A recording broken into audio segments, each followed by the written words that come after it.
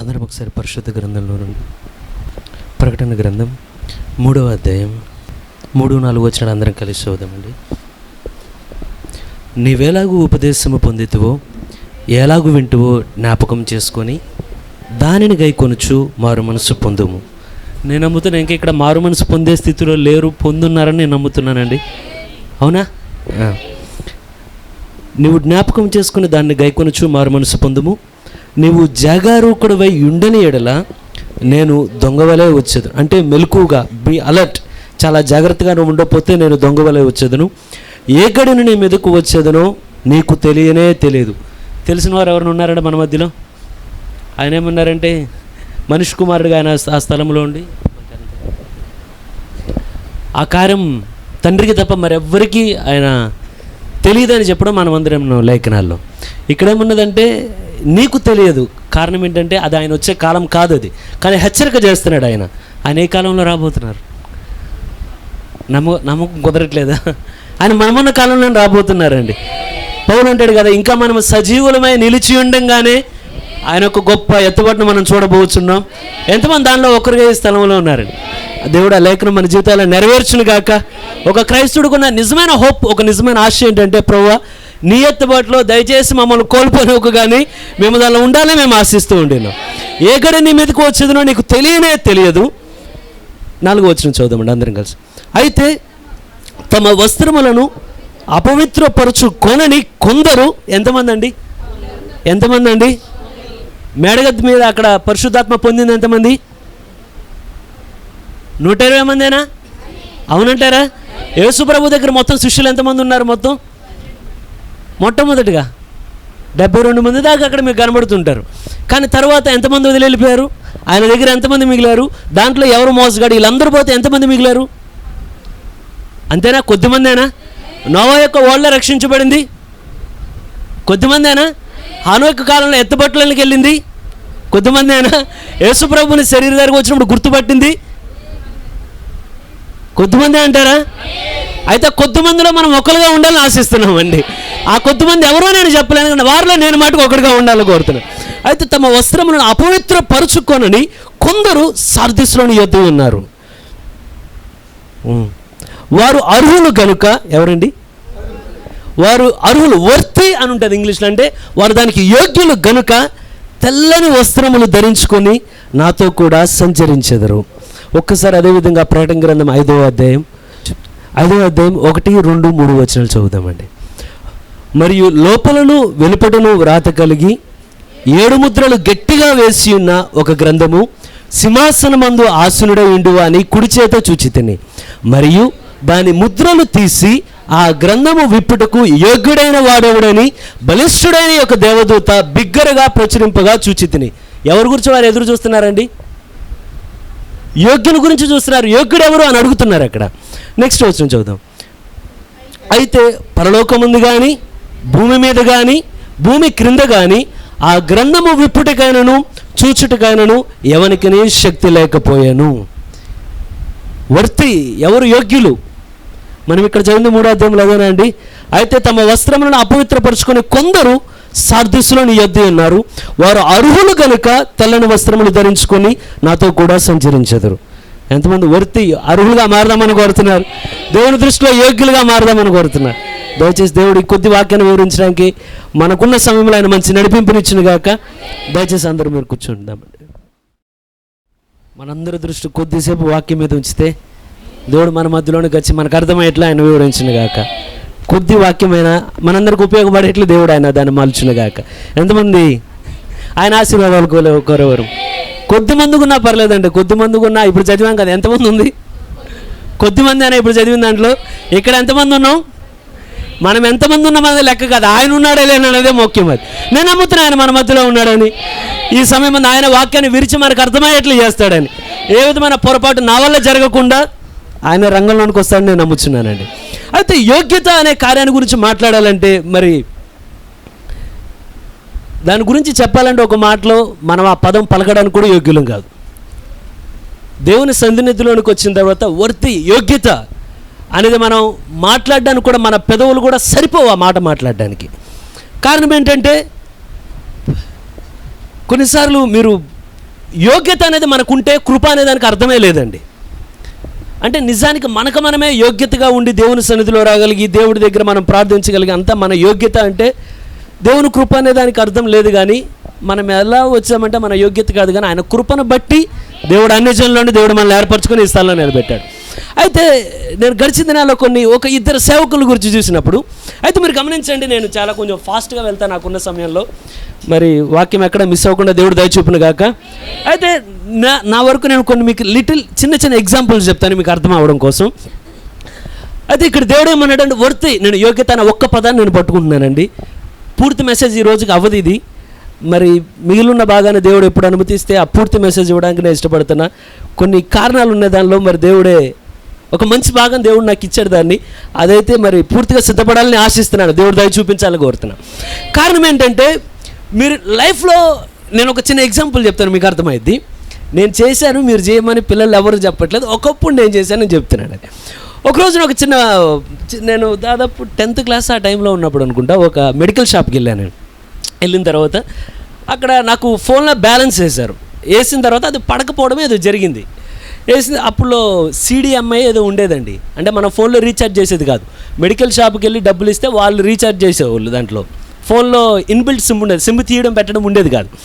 ఆ టైంలో ఎప్పుడైతే ఆ ఫోన్లో బ్యాలెన్స్ ఏదో వేసాడో మెసేజ్ ఏదో పెట్టాడు, నాకు అర్థం కావట్లేదు. అది నేను ఇంటికి వెళ్ళిపోయాను, బ్యాలెన్స్ పడలేదని మళ్ళీ తిరిగి వచ్చి మెడికల్ షాప్కి వచ్చి ఫోన్ చూపించి అడిగారు, అంకులు ఇక్కడేదో మెసేజ్ వస్తుంది అన్న, అంటే ఇంటర్కి వచ్చాను కదా అన్న, ఇక్కడేదో మెసేజ్ వస్తుంది ఒకసారి చూసి చెప్పండి, నాకు ఇది అర్థం కావట్లేదు, ఒక్కసారి చూడండి అన్న. మరి ఆయన ఏ మూడ్లో ఉన్నాడో, దాదాపుగా ఆయనకు ఒక పేరు ఉన్నది, ఆయన చాలా ఇసుక్కుంటాడని చెప్పి వెంటనే ఆయన ఏమన్నాడంటే ఇటు తిరిగి ఏం చెప్పు అన్నాడు. కాదన్నా, జస్ట్ నువ్వు ఒకసారి ఫోన్ చూడు, ఇది మెసేజ్ చూడు, నాకు అర్థం కావట్లేదు. చెప్పమన్నానా? చెప్పడం వస్తే నాకు అర్థమైతే నేను చేస్తాను కదా, అది నాకు ఇదేదో ఉంది నాకు అర్థం కావట్లేదు, నేను చూడమన్నాను, ఒకసారి చూడాను. చూడడానికి ఇష్టపడట్లా, ఫోన్ నన్ను కసురుకుంటున్నాడు. ఇక ఎప్పుడైతే మీకు తెలుసు యూత్లో ఉన్న వాళ్ళు దాదాపు కదపకపోవడం చాలా మంచిది. అప్పుడు మరి నేను దేవుడు తెలుసుకుంది లేదు, ఏమీ లేదు. నేను ఇంకా చాలా ఫైర్ అయిపోయాను ఆ రోజున ఆయన మీద. చూడమని చెప్తుంటే ఎలా అంటావు వెంటనే, ఎప్పుడైతే సీరియస్ అయిపోయానో వెంటనే ఇక అని నేను ఇక రివర్స్ వెళ్ళిపోతున్నా. చెప్పేది అర్థం కదా, చూడమని చెప్తున్నాను ఇంకో పక్కన అని. ఆయన అరుస్తున్నాడు, నేను అరుస్తున్నాను, ఆయన అరుస్తున్నాడు, నేను అరుస్తున్నాను, నేను తిరిగి వెళ్ళిపోతున్నాను వెనక్కి. వెళ్ళిపోతూ ఉంటే ఒక మాట అన్నాడు, ఏమనంటే చదువుకుంటారు, వీళ్ళు ఎందుకు చదువుకుంటారో తెలియదు అన్నాడు. చదువుకున్నారు కానీ విద్యలు రాలేదు, ఆ బుద్ధులు రాలేదు అన్నాడు. మరి నేను అప్పుడు కుర్రాన్ని ఆ విషయం చెప్తున్నాను, మీరు ఎవరు ఆ పని చేయమాక. నేను వెళ్ళిపోయేవాడిని ఏం చేసా తెలుసా, నా మాట అనగానే వెళ్ళి సైకిల్ మీద నడుచుకుంటూ వెళ్తున్నాను, వెళ్ళినాడు మళ్ళీ వెనక్కి తిరిగి వచ్చా. స్కూల్ ఫీజు నువ్వు కట్టావా అని అడిగా. నన్ను స్కూల్కి నువ్వు పంపించావా అని అడిగా. మీరు చేయమని చెప్పట్లేదు, నేను చెప్తున్నాను ఉదాహరణగా, మీరు అర్థం చేసుకోండి దీన్ని. ఆ తర్వాత దేవుడు ఇట్లాంటి కొన్ని వంకరలు దిద్దడానికి దేవుడు నాకు చాలా టైమే తీసుకున్నాడు. మీకు టైం తీసుకోకూడదంటే ఈ వంకర పనులు చేయకపోవడం మంచిది. నేను వెళ్ళి అడిగా, ఏమనంటే స్కూల్ ఫీజు నువ్వు కట్టావా నాకు అని. స్టన్ అయిపడి అసలు ఈ కుర్రోడేంటి ఇట్లా అడుగుతున్నాడు. బ్యాగ్లో నువ్వు పంపించావు నన్ను స్కూల్కి, నా గురించి జాగ్రత్తలు నువ్వు తీసుకున్నావు, నువ్వెవరు అడగడానికి నన్ను అడగాలంటే ఒక యోగ్యత ఉండాలి, నువ్వు ఫీజు కట్టినోడు అయి ఉండాలి. అక్కడ ఎంతమందికి అర్థమైంది నేను చెప్పింది? నా ఉద్దేశం ఏంటంటే నేను చదివా, నేను ఫెయిల్ అయ్యా. ఇంతకుముందు చాలాసార్లు నాతో చిన్నప్పుడు నా గొడవలే నీయే, ఎవరినో పిలిచి ఈడు కట్టాడు, ఈడు చదవలేదంటే ఊరుకునేవాడు కాదు. నువ్వు కట్టావా నా ఫీజు, నువ్వు నన్ను స్కూల్కి పంపించావా, నన్ను అనాలి అంటే ఆ యోగ్యత ఉండాలా. ఆ మాట ఇంట్లో వాళ్ళంటే పడేవాడిని, బయట వాళ్ళంటే పడేవాడిని కాదు. కారణం ఏంటంటే ఒక వర్తి యోగ్యత అంటే నువ్వు ఆ కార్యం నువ్వు అనాలి అంటే, కనుకే కొన్నిసార్లు నువ్వు గద్దించాలన్నా కూడా నీకు ఒక యోగ్యత అనేది ఉండాలి సంఘంలో. ఎంతమందికి అర్థమైందంటే నేను చెప్పేది? నువ్వు అదే పొరపాటు చేస్తా, నువ్వు గద్దించావు అనుకో, జోక్గా ఉంటుంది అది వినేవాడికి. కానీ నువ్వు గద్దించేటప్పుడు కూడా నీకు ఒక యోగ్యత ఉండాలి. నువ్వు దాన్ని చేసి దాన్ని రుజువులోనికి తెచ్చి నేను చేయగలిగా, నువ్వు కూడా నిలబడు అంటే అప్పుడు నువ్వు గద్దించిన అవతలడు వింటాడు ఆ మాటని. ఆమేన్. అయితే మీరు గమనించండి, నువ్వు మీ గురించి ఒక మంచి సూచన, మంచి సలహా చెప్పాలన్నా వారికి ఒక యోగ్యత ఉండాలి. మీ పిల్లల్ని ఒకవేళ మీరు స్కూల్లో జాయిన్ చేసిన పిల్లల్ని మీరు ఎప్పుడైతే తిరిగి స్కూల్కి తీసుకెళ్ళిన తర్వాత ఆ సంవత్సరం అంతా స్టడీస్లో ఎలా చదివారు అని అక్కడ వెళ్ళి ఆయన అడగరు. మీరు వెళ్ళి ఆయన అడుగుతారా, ఎంత బాగా చదివింది మా పాప అంటే? ఒకవేళ ఆయే చెప్పింది అనుకో, అమ్మ మీ పాప బాగా చదివిందంటే చెప్పేవలే కానీ టీచర్ ఎక్కడంటావు. కారణం ఏంటంటే దీని గురించి నీకు కాదు తెలియాల్సింది, దీనికి టీచర్కి తెలియాలి. దీనికి ఎంతమందికి అర్థమవుతుంది నేను చెప్పాను? ప్రతిదానికి ఒక వర్తినెస్, నువ్వు ఏది చేయాలన్నా దానికి ఒక యోగ్యత అనేది ఉండాలి అవతల వ్యక్తికి. అయితే మీరు గమనించండి, పరిచర్యకి ఒక యోగ్యత ఉంటుంది. ఎంతమందికి తెలిసిన వాళ్ళు ఉన్నారు? ఎవరు పడితే వాళ్ళు పరిచర్య చేయడానికి ఉండదు. నువ్వు పరిచర్య చేయాలన్నా నీకు ఒక యోగ్యత అనేది అవసరం నీ సంఘంలో. కొన్నిసార్లు నువ్వు పరిచర్యలు చేయాలంటే నీకు సాక్ష్యం అనేది అవసరం కొన్నిసార్లు. కనుకనే ఎదిగే పిల్లలకు నేను ఎప్పుడు చెప్పేది ఏంటంటే, దయచేసి నీ సాక్ష్యాన్ని నువ్వు వెన్నడూ చెరుపుకో మాకు. కారణం ఏంటంటే ఒకరోజు ఎదిగిన తర్వాత నువ్వు బాధపడతావు, ఎందుకని దేవుడు నన్ను నా స్థానంలో నిలబెట్టలేదని. ఎంతమంది సాక్ష్యం అవసరం అంటారు? అవునంటారా? ఒక్కసారి దీనికి చిన్న రిఫరెన్స్ చెప్తాను. అపోస్తుల కార్యం 6వ అధ్యాయం.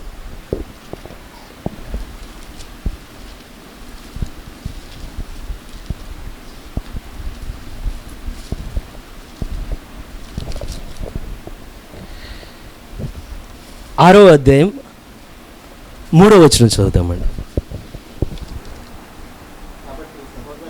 కాబట్టి సహోదరులారా, ఆత్మతోను జ్ఞానముతోను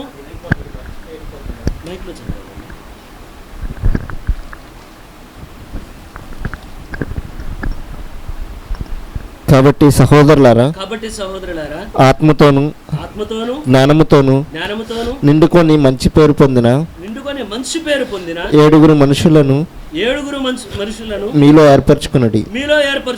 మేము వారిని ఈ పనికి నియమింతుము. మీకు ఎంతమందికి ఐడియా ఉన్నదో అండి?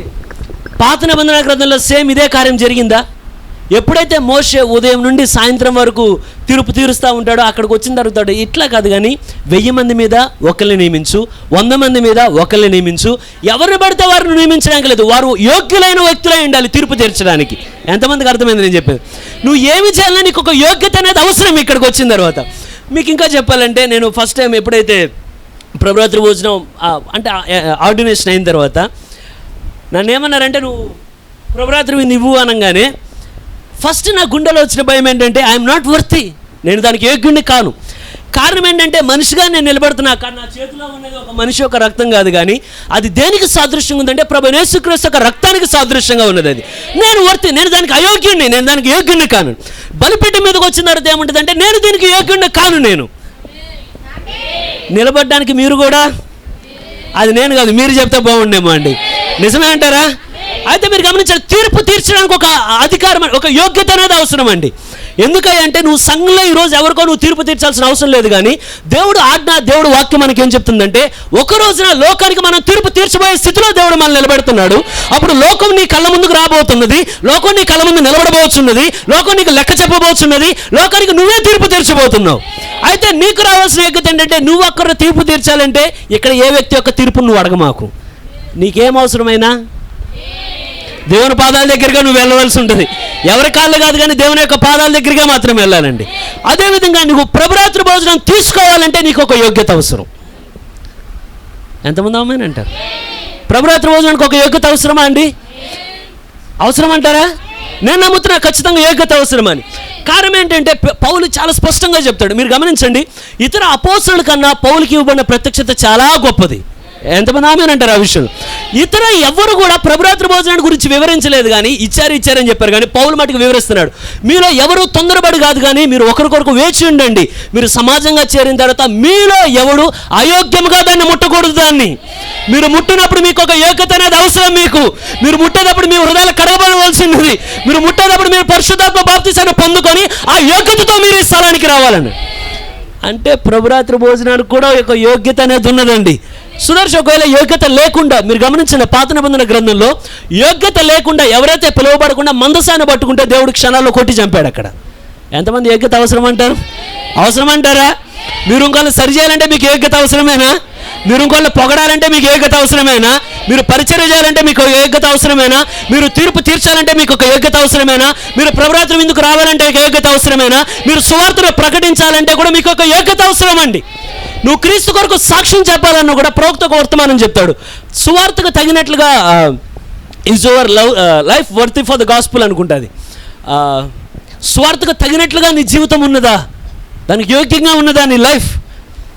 అయితే ఇవన్నీ కార్యాలు నేను ఒక్కొక్కటి గమనించిన తర్వాత నిజానికి ఒక వర్తీనెస్, ఒక యోగ్యత అనేది ఎప్పుడు వస్తుందంటే ఎవరికైనా, నువ్వు ఎప్పుడైతే దేవుడు పాదాల దగ్గర నేను దీన్ని వెతకడం ప్రారంభించా. వర్తి అంటే నేను అయోగ్యుణ్ణి అని మొట్టమొదటిగా చెప్పింది ఎవరయ్యా అంటే, లేఖనాలన్నిటిలో గమనిస్తే మొట్టమొదటిగా ఆ మాటని తన నోటితో ఒప్పుకున్నది యాకోబు అండి. ఎప్పుడైతే యాకోబు ఆ యొక్క ఎబ్బైకరేవును దాటి వస్తున్నాడో, ఎప్పుడైతే రాత్రి పెనుగులాట జరుగుతూ ఉన్నదో అక్కడ నిలబడిన దేవదూతను, ఆ దూతతోను, ఎవరో కాదు ఆ దూత ఎవరో మనం ఎరుగుదాము, ఎవరైనా ఆయన అంటారా? ఎప్పుడైతే రాత్రి అంతా పెనుగులాడే సమయంలో ఏమంటాడంటే, మొత్తం అయిపోయిన తర్వాత చివరిలెత్తి, అయ్యా నువ్వు ఇప్పటి వరకు నాకు ఇచ్చిన సమాధానం, ఇక ముందున్న ప్రార్థనలో ఉంటుంది ఏమనంటే, ఇప్పటి వరకు నేను పొందిన ఆశీర్వాదాలకి నేను యోగ్యుని కానయ్యా, ఇప్పటి వరకు నేను తిన్న నీ చేత నేను పోషించబడ్డానికి నేను యోగ్యుని కానయ్యా, నీ దీవెనలు పొందుకోవడానికి నేను యోగ్యుని కానయ్యా, నువ్వు దీవించడానికి నేను యోగ్యుని కానయ్యా, నేను దేనికి యోగ్యుడిని కాదు కానీ నేను అన్నిటికీ అయోగ్యుడును. నువ్వు ఎప్పుడు యోగ్యత కిందకు వస్తావంటే, నువ్వు ఎప్పుడైతే నువ్వు అయోగ్యుడిగా గుర్తించగలుగుతావో, దేవుడు పాదాల దగ్గరకు వచ్చి, అయ్యా నేను అయోగ్యుడిని ప్రభువా, ఐఎమ్ అన్వర్తి లార్డ్, నేను యోగ్యత లేదంటే అప్పుడు దేవుడు నీకు యోగ్యత ఇచ్చి దేవుడు నిలబెట్టగలడండి. ఎంతమంది కోరుతున్నారు దాన్ని? ప్రభువా నేను అయోగ్యుడిని ప్రభువా, నిలబడడానికి నేను యోగ్యత కలిగిన వాడిని కాదు, ఈ లేఖలను పట్టుకోవడానికి నేను యోగ్యుడిని కాదు, ఈ వర్తమానం పట్టుకోవడానికి నేను యోగ్యుడిని కాను, క్రైస్తవుడిగా ఉండడానికి నేను యోగ్యుడిని కాను, నీ పాదాల దగ్గర అడగడానికి యోగ్యుడిని కాదు, పరిశుద్ధాత్మ పొందడానికి నేను యోగ్యుడిని కాను, దేనికి నేను యోగ్యుడిని కాను, అన్నిటికీ నేను అయోగ్యుడిని. కానీ నీ రక్తమే నన్ను యోగ్యతలోనికి నడిపినది ప్రభువా.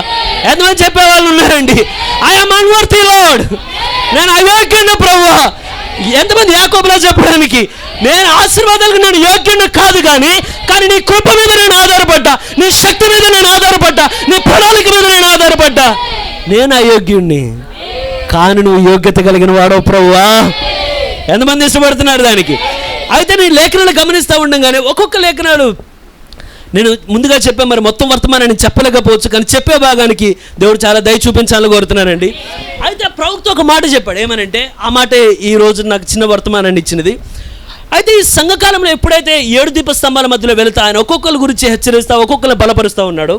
కానీ ఇక్కడికి ఆయన చేరినప్పుడు సంఘ మధ్యలోనికి వచ్చిన తర్వాత ఏమన్నారంటే, మీలో కొందరు అర్హులు గనుక.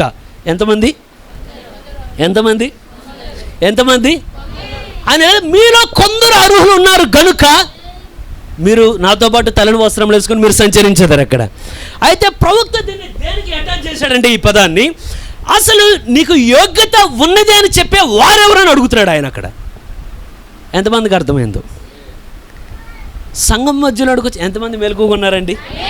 మెలకుగానే ఉన్నారు. కొంచెం నేనేమనుకున్నానంటే ఫాస్ట్ క్లోజ్ చేద్దామన్న ఉద్దేశంతో నేను ఫాస్ట్గా వెళ్తున్నా. మీరు కొంచెం నాకు సహకరిస్తే టయానికి మెసేజ్ కంప్లీట్ చేస్తాను, మిమ్మల్ని వదిలిపెట్టేస్తాను. మీకు ఆనందం ఉందా పోనీ? ఇప్పుడు మీరు గమనించండి, ప్రవక్త ఏమడుగుతున్నాడంటే అసలు సంఘం మధ్యలోనికి వచ్చి నీకు యోగ్యత ఉంది అంటే నువ్వు అర్హుడివి అని చెప్పేవారు ఎవరని అడుగుతున్నాడు ఆయన. ఎవరు చెప్పేది? ఈ రోజున ఒకవేళ సంఘంలోనికి వచ్చి నువ్వు అర్హుడివి అని చెప్పాలంటే ఎవరు చెప్పాలి దాన్ని? ఒకవేళ నువ్వు డీకన్గా నియమించబడాలనుకో, నీ తోటి విశ్వాసులు చెప్తారు ఆ విషయాన్ని. ఆమేన్. అయితే ఒకవేళ నువ్వు వివాహం చేయబడాలనుకో, నీ తోటి విశ్వాసులు, నీ తోటి బంధువులు చెప్తారు ఏమనంటే, చేయండి పర్లేదు మా వాడు కొంచెం మంచోడే, పోలేదు. సరే ఒక పాప ఉంటే ఏమంటే, పోలే మావిడు ఈ పాప మంచిదే, కొంచెం యోగ్యురాలే ఆ వ్యక్తితో అని. అయితే నీకు ఈ లోకంలో ఉన్నంతకాలం వీళ్ళు చెప్పే యోగ్యత సరిపోద్ది కానీ నువ్వు పరలోకంలోనికి వెళ్ళాలన్నా, ఎత్తబడుట్లోకి వెళ్ళాలన్నా నీ సేవకుడు యొక్క సాక్ష్యంతో అది ఆగిపోదు అక్కడ, నీ డీకన్ చెప్పే సాక్ష్యంతో ఆగదు అది అక్కడ, నీ తోటి విశ్వాసం చెప్పే సాక్ష్యంతో ఆగదు కానీ అది స్వయాన దేవుడే దిగి వచ్చి చెప్పానంట, నువ్వు యోగ్యుడు కనుక నేను తీసుకెళ్తున్నాను. ఎంతమంది ఈ యోగ్యతను కోరుతున్నారండి? యోగ్యత అని నీకు చెప్పాలంటే చెప్పేవాడికి ఒక యోగ్యత అనేది అవసరం అక్కడ. ఎవరయ్యా యోగ్యుడు? ఉన్నాడు ఆయన మన మధ్యలో? ఆయన మన యోగ్యతను గుర్తించే దేవుడేనా? ఆయన మన బలపరిచే దేవుడేనా? ఆయన తట్టి నిలబెట్టే దేవుడేనా? అయోగ్యులను కూడా నిలబెట్టగలిగిన దేవుడేనా అని అడిగితే, నీకు యోగ్యత ఉందని చెప్పాలంటే చెప్పేవాడికి ఒక యోగ్యత కావాలి. ఎవరయ్యా యోగ్యత కలిగిన వాడు? ఇప్పుడు ఒకసారి ప్రకటన గ్రంథంలోనికి వద్దామండి.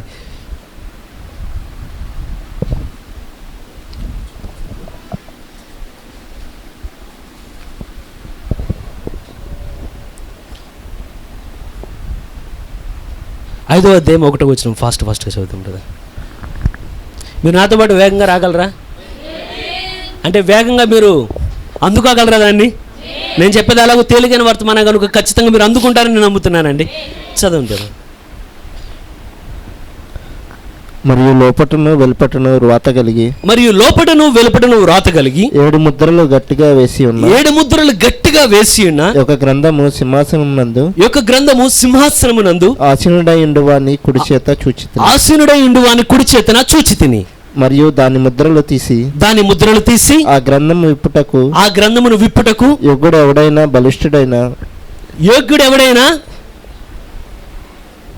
వాడు ఎవడని యోగ్యుడైన వాడు ఎవరు అని బలిష్ఠుడైన ఒక దేవదూత బిగ్గరగా ప్రచురింపగా. మనం ఇక్కడ చదివినంత స్మూత్ గా అక్కడ లేదండి పరలోకంలో ఈ కార్యం జరిగేటప్పుడు. అక్కడ ఏమని ఉన్నదంటే విత్ లవ్ వాయిస్, అంటే అతి గంభీరంగా అరుస్తున్నారంటే అక్కడ ఒక గంభీరమైన అదేమనంటే అనౌన్స్మెంట్, దాని ఏమన్నారంటే ఒక ప్రకటన. ఎవరైనా ఉన్నారా? పరలోకమంతట్లో ఆ స్వరం ఎక్కువగా వినబడుతుంది. ఏమంటే ఎవరైనా కలరా ఇక్కడ? అదే స్వరం భూమి మీద ఎవరైనా కలరా ఇక్కడ? అదే భూమి కిందకు ఎవరైనా కలరా ఇక్కడ? యోగ్యుడైన వాడు ఒక్కడైనా ఉన్నాడు. ఇట్స్ వాయిస్ ఎవరిదంటే ఆ బలిష్ఠుడైన వాడు గట్టిగా దాన్ని బిగ్గరగా ప్రకటించి చెప్తున్నారంటే దాన్ని. కారణం ఏంటయ్యా అంటే ప్రవక్త ఒక మాట అన్నాడు, here is the book of redemption, ఇదిగో విమోచన గ్రంథం ఇదే. Here is the plan of redemption.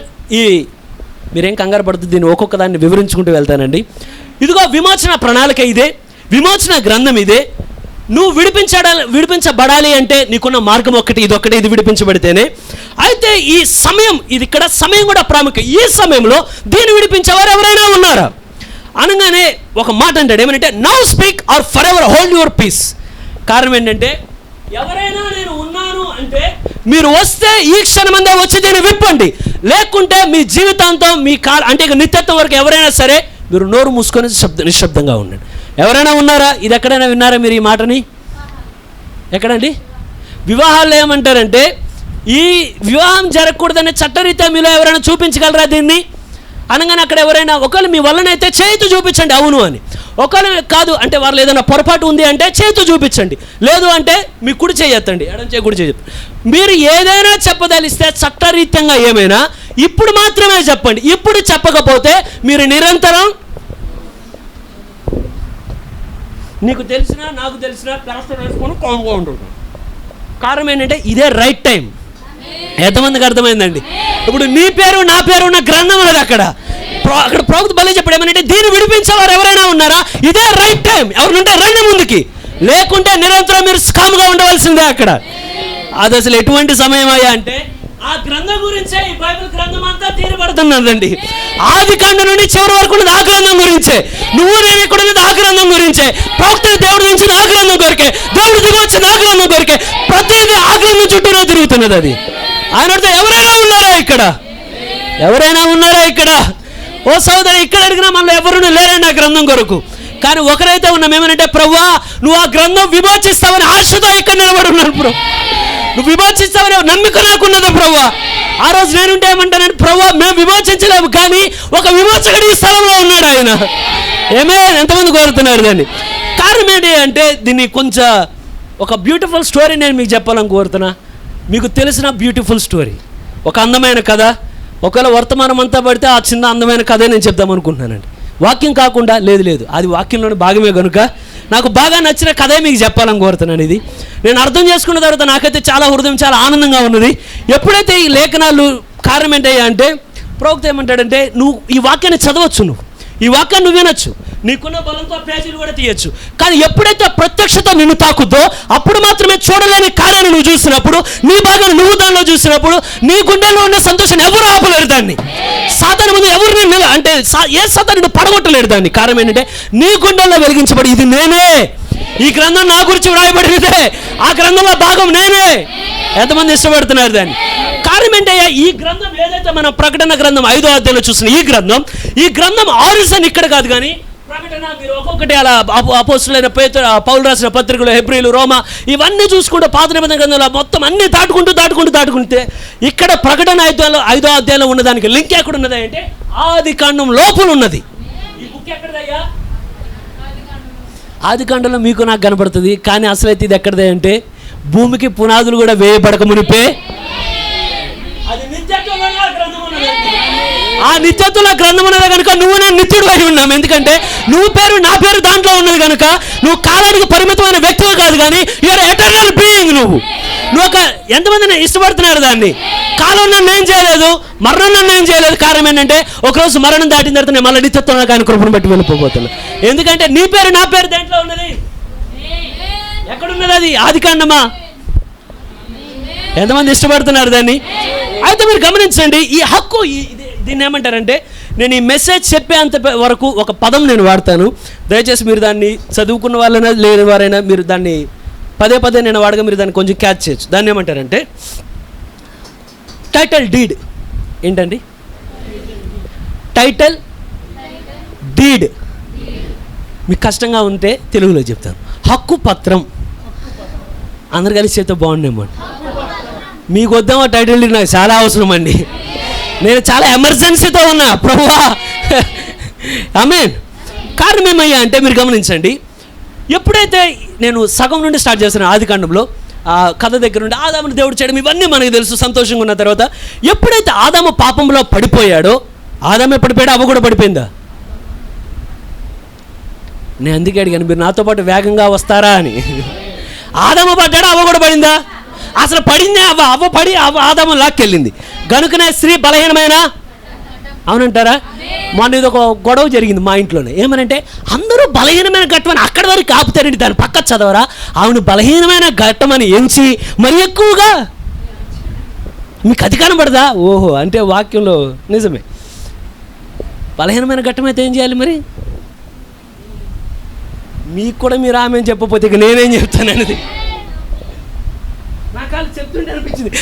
ప్రభు ప్రత్యక్షత నువ్వని మేమంతా ఒక కోణంలో ఆలోచిస్తే వీళ్ళకి మరొక రకమైన ప్రత్యక్షత వచ్చింది. ఏమనంటే మీరు ఇక్కడ దాకా చదివి ఆగిపోతారంటే అందరూ ఇక్కడ బలహీనమైన ఘట్టమని అక్కడికి ఆగిందా ఫుల్ స్టాప్? మరి పక్క చదవరా అంటే మరి మా వరకు అయితే ఆ భాగం కావాలి, మీ వరకు అయితే ఆ భాగం కనుకున్నా ఎవరిది వాళ్ళు గుర్తిస్తారు కదా, వాళ్ళది వారు గుర్తించారు దాన్ని. అయితే మీరు గమనించండి, ఎప్పుడైతే ఆదాము అవ్వ మొత్తం మీరు పాపంలోనికి పడిపోయారో, పడిపోయిన తర్వాత ఎప్పుడైతే దేవుడు ఆకాశ మండలం గుండా ఆయన దిగి రావడం ప్రారంభించాడంట. ఎందుకంటే ఆయనకి ఒక అలవాటు ఉన్నది ఆదాముకి. ఏమనంటే ఆయన ఎల్లప్పుడూ ఆదాము వాళ్ళతో చల్లని పూట ఆయన మాట్లాడుతూ ఉండే దేవుడు అంట, వాళ్ళతో ఒక సహవాసం చేస్తూ ఉండే దేవుడు అంట. ఎప్పుడైతే దేవుడు దిగి వచ్చి ఎప్పట్లాగా వస్తున్నాడు, వీరు పాపంలో పడ్డారు, ఎంతో నీచమైన స్థితిలో వీరు దిగజారిపోయినా ఆయన అంతా ఎరుగు, ఆయన తెలుసు ఆయనకి. కానీ ఎప్పుడైతే ఎల్లప్పుడూ వచ్చినట్లుగా ఆయన అలా సాయంకాలం ముందు వచ్చి ఆయన ఎప్పుడైతే వెళ్తా ఉంటే ఎప్పుడు ఆదాము ఎప్పుడైతే దేవుడు దిగిరాగానే ఆదాము ఎప్పుడైతే మీరు గమనించండి, మీ గుండెల్లో నిశ్చయిత ఉండి మీ గుండెల్లో భయమేమి లేకపోతే మీరు ఎవరితో అయినా ముఖాముఖిగా మాట్లాడతారు, అవునా? కానీ మీరు ఏదైనా పొరపాటు ఉండని కనీసం జంతువులు కూడా ముఖాముఖిగా రావవి, వాటిలో కూడా బెరుకుతనం కనబడుద్ది. మీరు గమనిస్తే ఇక్కడ ఈ లేఖనాల్లో మీరేం కంగారు పడమండి, దయచేసి వాక్యం మీద పెట్టండి. వాక్యం దేవుడని నమ్ముతున్నారా? మీ దృష్టి కేవలం ఈ వాక్యం మీద మాత్రమే పెట్టండి.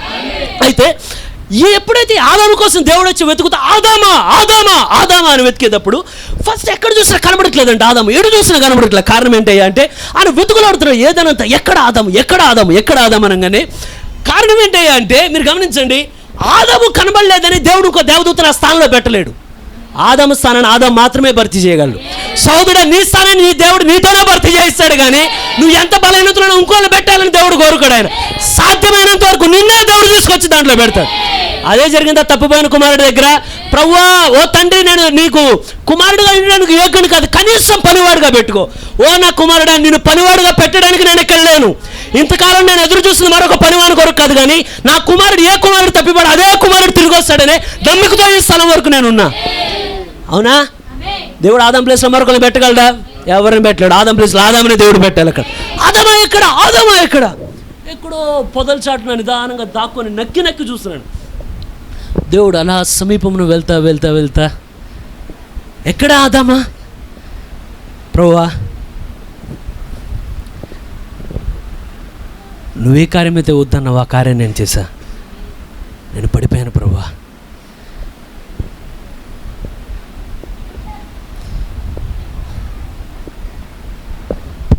రెండు పదాలు రాస్తాను, గుర్తుపెట్టుకున్నాను.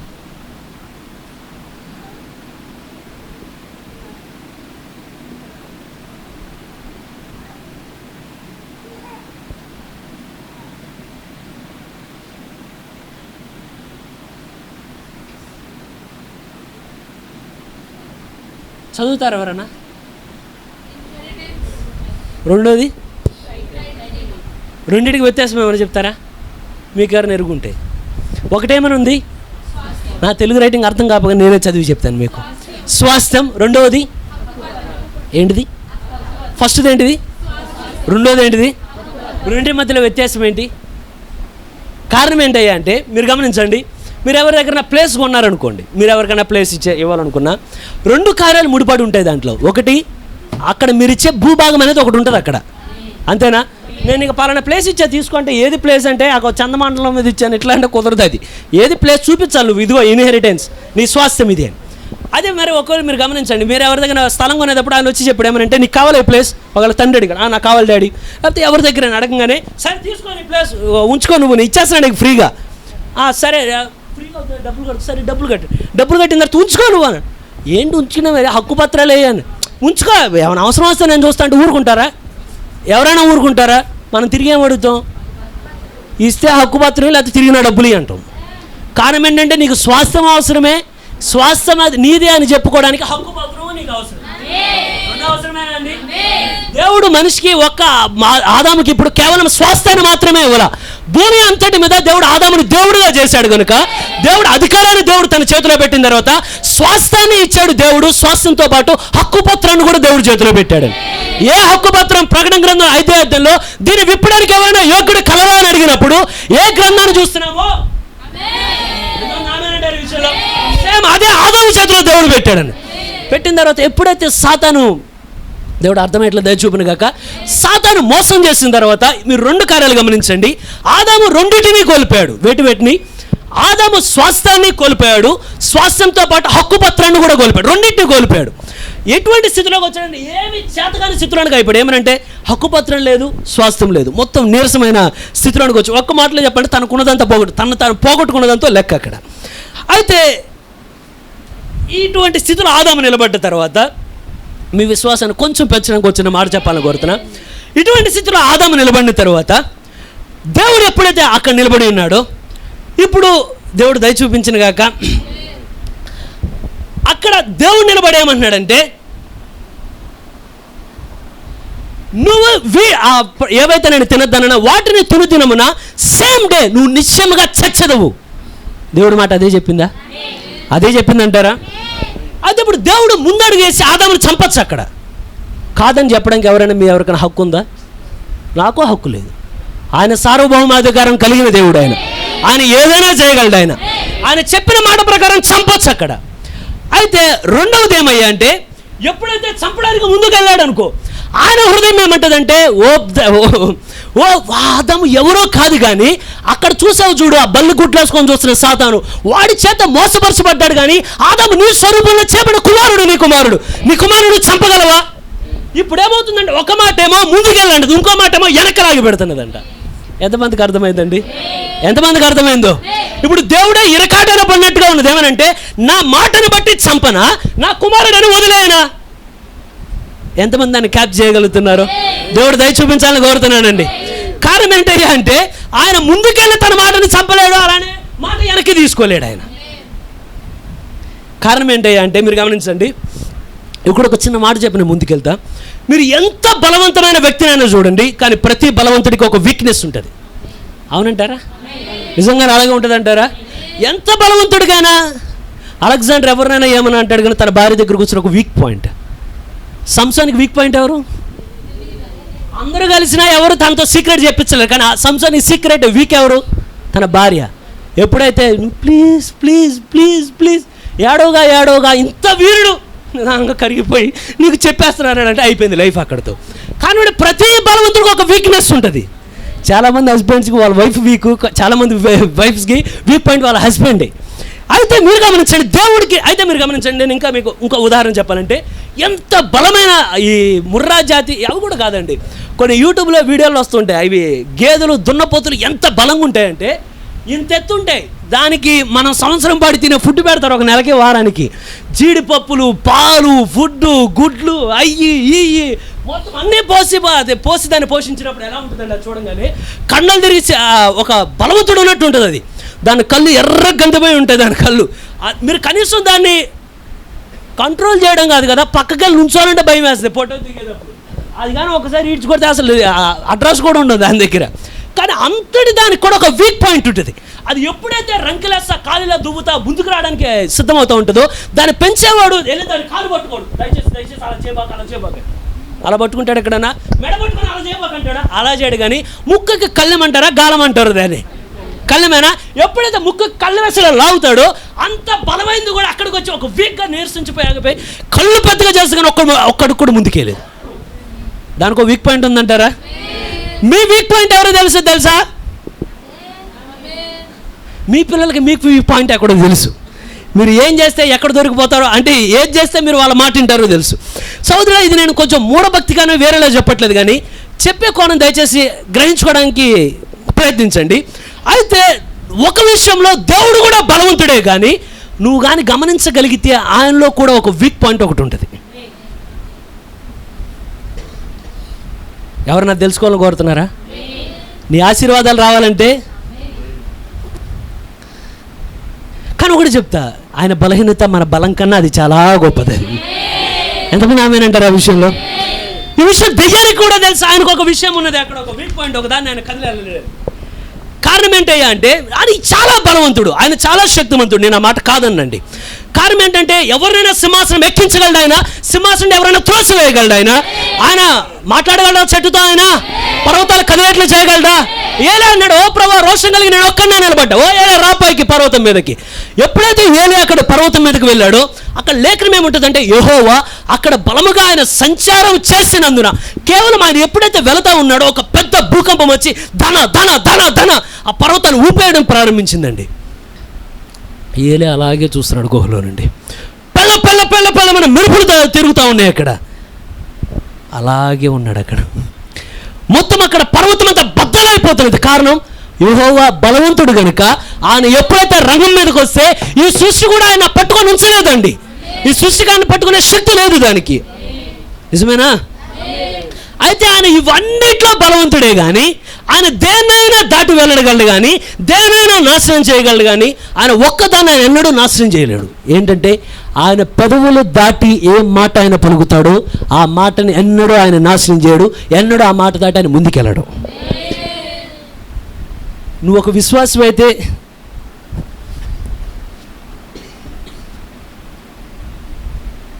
ఈ కార్యం కానీ నీకు అర్థమైతే నువ్వు ఏది కావాలన్నా ఆయన నుండి పొందుకోవచ్చు. నువ్వు కారణం ఏంటయ్యా అంటే కొన్నిసార్లు నీ ప్రార్థన కూడా ఆయన తుడుచుకొని వెళ్ళిపోగలడు. ఆయన నీ కన్నుల్లో కూడా దాటి వెళ్ళిపోగలడు. ఆయన నిన్ను కూడా దాటి వెళ్ళిపోగలడు. కానీ నువ్వు ఆయన మాటను పట్టుకొని ప్రభువా నీ వాక్యం ఇలా అన్నది కనుకనే నా జీవితంలో ఈ కార్యాన్ని సరి చేసుకున్నాను ప్రభువా, నీ వాక్యం చెప్పింది కనుక నేను ఈ కార్యాన్ని చేశాను ప్రభువా, నీ వాక్యం చెప్పింది కనుక నేను తగ్గించుకున్నాను ప్రభువా, నీ వాక్యం చెప్పింది కనుక నీ పాదాల దగ్గర అడుగుతున్నా అని ఆయన వాక్యాన్ని నువ్వు ఎప్పుడు పట్టుకుంటావో ఎల్ల దేవుడు కూడా నువ్వు కాలుగా అంటే చేతులు గట్టిగా పెట్టి బిగించి ఆపివేసినంత సమానం అండి. అయితే చాలామంది ఏమనుకుంటారంటే మనం కేవలం కన్నీరు విడిస్తే పనులు అవ్వండి. నువ్వు కన్నీరు విడిచినప్పుడు ఎప్పుడైతే పనులు అంటే నీ భక్తి జీవితం ప్రారంభంలో అవుతాయి. నువ్వు ప్రారంభ జీవితంలో జస్ట్ కన్నీరు విడిచే ప్రభు అంటే సరే కానీ అంటాడు. కానీ నువ్వు ఎప్పుడైతే ఆత్మీయంగా ఎదుగుతుంటావో ఇప్పుడు కావాల్సింది నువ్వు కన్నీరు కాదు, ఆయన మాట ఏది చెప్పాడు నువ్వు ఆయన మాట పట్టుకొని అడగాలి. ప్రభువా నా జీవితంలో నీ మాట పట్టుకొని నేను అడుగుతున్నానయ్యా, ఏది ఆయన మాట బలిపెట్టమని నేను ఏది మాట్లాడతాడో ఆ మాట పట్టుకొని నువ్వు ఎప్పుడైతే అడుగుతావో ఆ యాకోబు వెళ్ళేటప్పుడు ఆ యాకోబు అక్కడ ఎబ్బెక్రావు దగ్గర ఆయన ఏమంటున్నాడంటే వదిలే నేను వెళతా, వెళ్ళలేకుండా పట్టుకున్నదేంటి? పట్టుకున్నాడు ఒకవైపు కళ్ళ నుండి కన్నీరు గారిపోతుంది. నువ్వు ఎప్పుడైతే దేవుని లేఖనానికి సరిగా పట్టుకుంటావో నీ బ్రతుకులో దాన్ని పెడతావో, నువ్వు ఎప్పుడైతే ఆయన పాదాల దగ్గర కన్నీరు విడుస్తూ ఉంటావో సరైన సమయంలో ఆయన పాదాల దగ్గర అడుగుతావో ఆయన నిన్ను దాటి వెళ్ళలేడు, కానీ ఆయన అక్కడ నిలిపేసే శక్తి దేవుడు నీలో ఉంచాడండి. ఎంతమందికి అర్థమైంది నేను చెప్పే కార్యం? వీళ్ళు ఎంతమంది తెలుసు రతన్ టాటా మ్యారేజ్ చేసుకోలేదు, తన లైఫ్లో మ్యారేజ్ చేసుకోలే. అతను ఇంటర్వ్యూలో అడిగారు ఎందుకని నువ్వు మ్యారేజ్ చేసుకోలేదంటే అతను మాట అన్నాడు ఏమనంటే నేను యవ్వన కాలంలో ఉన్నప్పుడు వేరే దేశంలో ఒక అమ్మాయితో నేను ప్రేమలో ఉన్నప్పుడు అమ్మాయికి ఒక మాట ఇచ్చా, నేను నిన్ను పెళ్లి చేసుకుంటా అని. ఎప్పుడైతే ఆ మాట నేను ఇచ్చానో ఆ పదం నా పెదవి దాటి బయటకు వెళ్ళింది కదా, కానీ కొన్ని రోజుల తర్వాత ఆ అమ్మాయిని తీసుకెళ్ళి వారు వేరే వ్యక్తికి ఇచ్చి వివాహాన్ని చేశారు. మరి ఆ వ్యక్తి వివాహం ఏంది నువ్వెందుకు చేసుకోవాలా? నా పెదవులు దాటి ఒక మాట వచ్చిందంటే ఆ మాటకి నేను చాలా గౌరవం చూపుతా అన్నాడు. ఒక మనిషే తన పెదవుల నుండి వచ్చిన మాట గౌరవాన్ని చూపితే దేవుని పెదవుల నుండి బయటకు వచ్చిన ఈ మాటకి ఆయన దాటి వెళ్ళగలడా అండి? ఆయన బంధించే శక్తి దేవుడు నీలోనే ఉంచాడు. ఆయన ఆశీర్వాదాల కోసం ఆయన కాళ్ళు పట్టుకొని, ప్రభువా నీ వాక్యం శక్తి కలదు కనుక, నీ పదవులు వస్తే నువ్వు గౌరవిస్తావు కనుక, ఏమో నాతో ఉండేదానికన్నా నేను పనుకోవాలని ఇష్టపడట్లేదండి. నాకు ఈ మాట బాగా నచ్చింది. కారణం ఏంటంటే నేను చాలాసార్లు దేవుడి పాదాల దగ్గర ఏడ్చి చాలా కార్యాలయం పొందుకోవాలి. కారణం ఏంటంటే దేవుడు, నేను ఎప్పుడైతే ఏడిస్తే దేవుడు కొన్నిసార్లు ఎలా అవకాశం ఇచ్చేవాడంటే, నువ్వు ఏడు ఏం అవ్వాలా. కారణం ఏంటంటే తర్వాత కొన్ని దినాలు ఏడ్చిన తర్వాత, ప్రభువా ఏంటి కార్యం అంటే, పలానా కార్యం చూడు, దీన్ని నువ్వు సరి చేసుకో ఫస్ట్. నువ్వు ఎప్పుడైతే సరి చేసుకుంటావో, నువ్వు ఎప్పుడైతే దేవుడి పదాల దగ్గర సరెండర్ అయిపోతావో, నీ వాక్యమే నాకు గతి ప్రభువా నువ్వు ఎప్పుడు అంటావో, అప్పుడు నువ్వు మళ్ళీ కన్నీరు విడిచి చూడు, ఆ ఎల్ల దేవుడు ఎల్లడిగా రాజు నీ దగ్గర ఉంటాడు. అక్కడ ఏమనంటే, నిన్ను దీవించే వరకు నేను కదలలేను ఇక్కడ. ఇప్పుడు దేవుడు ఎవరి చేతిలోనికి వస్తాడంటే, ఆశీర్వాదాలు ఎవరి చేతిలోకి వస్తాయంటే, ఎంతమంది ఆమేనంటారండి? ఎంతమంది ఆశీర్వాదాలు నాకు కావాలి ప్రభు అనేవాళ్ళు, ప్రభు ఆశీర్వాదాలతో నన్ను నింపు ప్రభు అనేవాళ్ళు. దేవుని ఆపగలిగిన శక్తి ఏదైనా ఉన్నదంటే ఆయన మాటకు ఆయన గౌరవిస్తాడు కనుక, ఆ మాట ఏ మాట గౌరవిస్తే ఆ మాట నువ్వు తీసుకుంటే నీకు ఆయన గౌరవిస్తాడు. ఎంతమంది ఆమేనంటారు ఆ విషయంలో? ఎంతమంది ఇష్టపడుతున్నారు ఆ విషయంలో? దేవుడు దయ చూపించింది కాక. ఎప్పుడైతే ఇక్కడ రెండు కార్యాలు జరుగుతున్నాయి, ఒక పక్కనేమో మాట, ఆయన ఇచ్చిన మాట దాటలేకపోతున్నాడు, ఇంకో పక్కన ఆదామును చంపలేకపోతున్నాడు. రెండూ చేయలేడు ఆయన. రెండు చేసిన ఆయనకి ఎలా చేస్తాడు దాన్ని? ప్రవక్త బలి చాలా స్పష్టంగా చెప్తాడు. పక్కన అపవాది వీళ్ళందరూ చూసి అనుకుంటే, అబ్బా అయిపోయాడు ఇంక ప్రభు. దేవుడు ఏదైతే కడదామనుకున్నాడో మొత్తం నాశనం చేసేసాను. ఇప్పుడు చంపుతాడు, ఆదాముని చంపాలి. ఏం చేస్తాడు? నేను అక్కడ పొరపాటు చేస్తాను, తోయలేదా కిందకి. కానీ ఎప్పుడైతే పరిస్థితులన్నీ అసలు ఈయన ఏమి చేయలేక కట్టుబడిపోయాడేమో అన్నట్టున్నప్పుడు, నిదానంగా పరలోకంలో 4 అక్షరాలు నిదానంగా ఇలా కిందకి దిగడం ప్రారంభించాను. LOVE, ప్రేమ అనే కార్యం కిందకి దిగడం రావడం ప్రారంభించింది. ఇప్పుడు ఆయన మాట ప్రకారం వెళ్తాడు, ఆయన హృదయ ప్రకారం చేస్తాడు. కానీ ప్రేమ ఒక ప్రత్యామ్నాయాన్ని దేవుడు ముందుకు తీసుకొచ్చినది. అప్పుడు ఎంతమంది నాతో పాటు ఏకీమిస్తున్నారండి? వాక్యంతో పాటు మీరు ఉన్నారా? నాకు గౌరవం ఇవ్వకండి, వాక్యానికి మీరు గౌరవం ఇవ్వండి. ఎంతమందికి అర్థమవుతుందండి? దేవుడు మనిషికి రెస్పెక్ట్ ఇచ్చే దేవుడు కాదైనా, వాక్యానికి రెస్పెక్ట్ ఇచ్చే దేవుడు ఆయన. ఎప్పుడైతే ఈయన ఆ ప్రేమ అనే అక్షరాల కిందగా పడతా ఉన్నావో, ఇప్పుడు ఏం చేస్తాడంటే, ఆదామా నిన్ను నేను చంపలేను, అలా నేను లోను ఉంచలేను కనుక నీకు బదులుగా ఒక గొర్రె పిల్ల నేను చంపి ప్రత్యామ్నాయాన్ని దేవుడు చేయడం ప్రారంభించాడు. చేసేటప్పుడు ఆదాము చాలా రెప్పరెప్పలాడుతా, రక్తంతో కారిపోతా, అవసరాలతో ఎప్పుడైతే ఆదాము ముందుకు వెళ్తున్నాడు, కానీ దేవుడు వెనకండి, ఓ ఆదామా ఈరోజు నువ్వు వెళ్తున్నావు, కానీ ఒక రోజున తిరిగి మళ్ళీ నేను లోనికి రప్పిస్తాను. తిరిగి మళ్ళీ నువ్వు లోనికి వచ్చే రోజు ఒకటి రాబోతున్నది. ఇప్పుడు గొర్రె పిల్ల ఉన్నది, కానీ ఆ రోజు నేను గొర్రె పిల్లగా మారిపోతున్నా. అయ్యా ఎలా సాధ్యం అది? ఎలా సాధ్యం అది? ఒక్కసారి అటు చూడు ప్రభువా, మొత్తం చీకటిగా మారిపోతుంది వాతావరణం అంతా. నేను పాపం చేసిన తర్వాత ఈ భూమి అంతా చీకటిగా మారిపోతున్నది. సాతాను ప్రతి స్థలంలో ఆడి ప్రాగిపోతే తనకు అధికారాన్ని చూపుతాడు. ఎలా సాధ్యం? ఓ ఆదామా, మీకు అర్థమవడానికి నేను చెప్తున్నానండి. స్వాస్థ్యం మీద దయ్యాన్ని చేతులు పెట్టనిచ్చా కానీ హక్కుపత్రం మీద దయ్యాన్ని చేయి పెట్టనివ్వలేదు నేను. ఆ మురికి చేతులు దాన్ని తాకగా మునిపేద్దాన్ని దేవుని యొక్క సన్నిధిలోని తీసుకెళ్ళిపోయాను. ఎంతమందికి అర్థమైందా అండి? ఎంతమందికి అర్థమైనది? ఈరోజు నీకు నాకు కావాల్సిన టైటిల్ డీడ్ కోసమే వెయిట్ చేశారని ఎంతోమంది. నీ పేరు నా పేరు ఆ టైటిల్ డీడ్లోనే రాస్తున్నాడు. అక్కడ నువ్వునే నిలబడింది ఆ టైటిల్ డీడ్ విమోచన పట్టం వరకే. దయ్యాన్ని మటుకు తాకను దేవతే అక్కడ చెయ్యి, కనీసం వాడు తాకకు మునిపోయి హక్కుపత్రాన్ని మటుకు దేవుడు తీసి అక్కడ పెట్టాడంట. ఎంతమంది ఇప్పుడు హక్కుపత్రం గురించి, ప్రభువా గ్రంథాన్ని విమోచించే దేవుడు ఒక ఆయన ఉన్నాడా? ఎంతమంది ఇష్టపడుతున్నారు ఆయన్ని? అయితే మీకు ఒక చిన్న కార్యంగా చెప్పాలి. దీని ఏమనంటే, ఒకవేళ దయ్యాలన్నీ కలిసి ఒకవేళ వాడితో మాట్లాడతా, బాస్ సాతానుతో మాట్లాడతా, మనమంతా చెడగొట్టగలిగినంత వరకు చెడగొట్టాం. కానీ చివరిలో ఆయన ఒక మాట చెప్పాడు. ఏమనంటే, ఆదామా నువ్వు వెళ్తున్నావు కానీ మళ్ళా ఒక రక్షకుడు వచ్చి మళ్ళా తిరిగి నువ్వు లోనికి వస్తావు అని చెప్తాడు కదా. దానికి కారణం ఏంటి? వాడు చెప్పొచ్చు ఏమనంటే, అది జరగని కార్యం. ఒకవేళ దెయ్యమండి, బాస్ ఆయన బలవంతుడని మీకు నాకు తెలుసు కదా, ఆయన శక్తివంతుడని మీకు నాకు తెలుసు కదా, ఆయన పరాక్రమం కలిగిన వాడని మీకు నాకు తెలుసు కదా, ఆయన భీకరుడని మీకు నాకు తెలుసు కదా, కానీ ఈ కార్యం ఎలా అసాధ్యం అంటావు? కారణం ఏంటయ్యా అంటే, నువ్వు చెప్పినవన్నీ నిజమై ఉండొచ్చు, బలవంతుడై ఉండొచ్చు, ఆయన అద్భుతం చేసే దేవుడు అయి ఉండొచ్చు, ఏదైనా అయి ఉండొచ్చు, కానీ ఆ టైటిల్ డీడ్ పట్టుకోవడానికి కావాల్సిన బలము కాదు అక్కడ కావాల్సిన యోగ్యత అవసరం. అక్కడ దానికి నువ్వు బలంతో ఆ కార్యాన్ని చేయలేవు, కానీ యోగ్యత అనేది అవసరం. అది ఏమి యోగ్యత బాస్? ఏమి యోగ్యత ఉండాలి? దయ్యాన్ని పక్కన పెడదాం, మనల్ని అడుగుతాం ఏమి యోగ్యత ఉండాలి?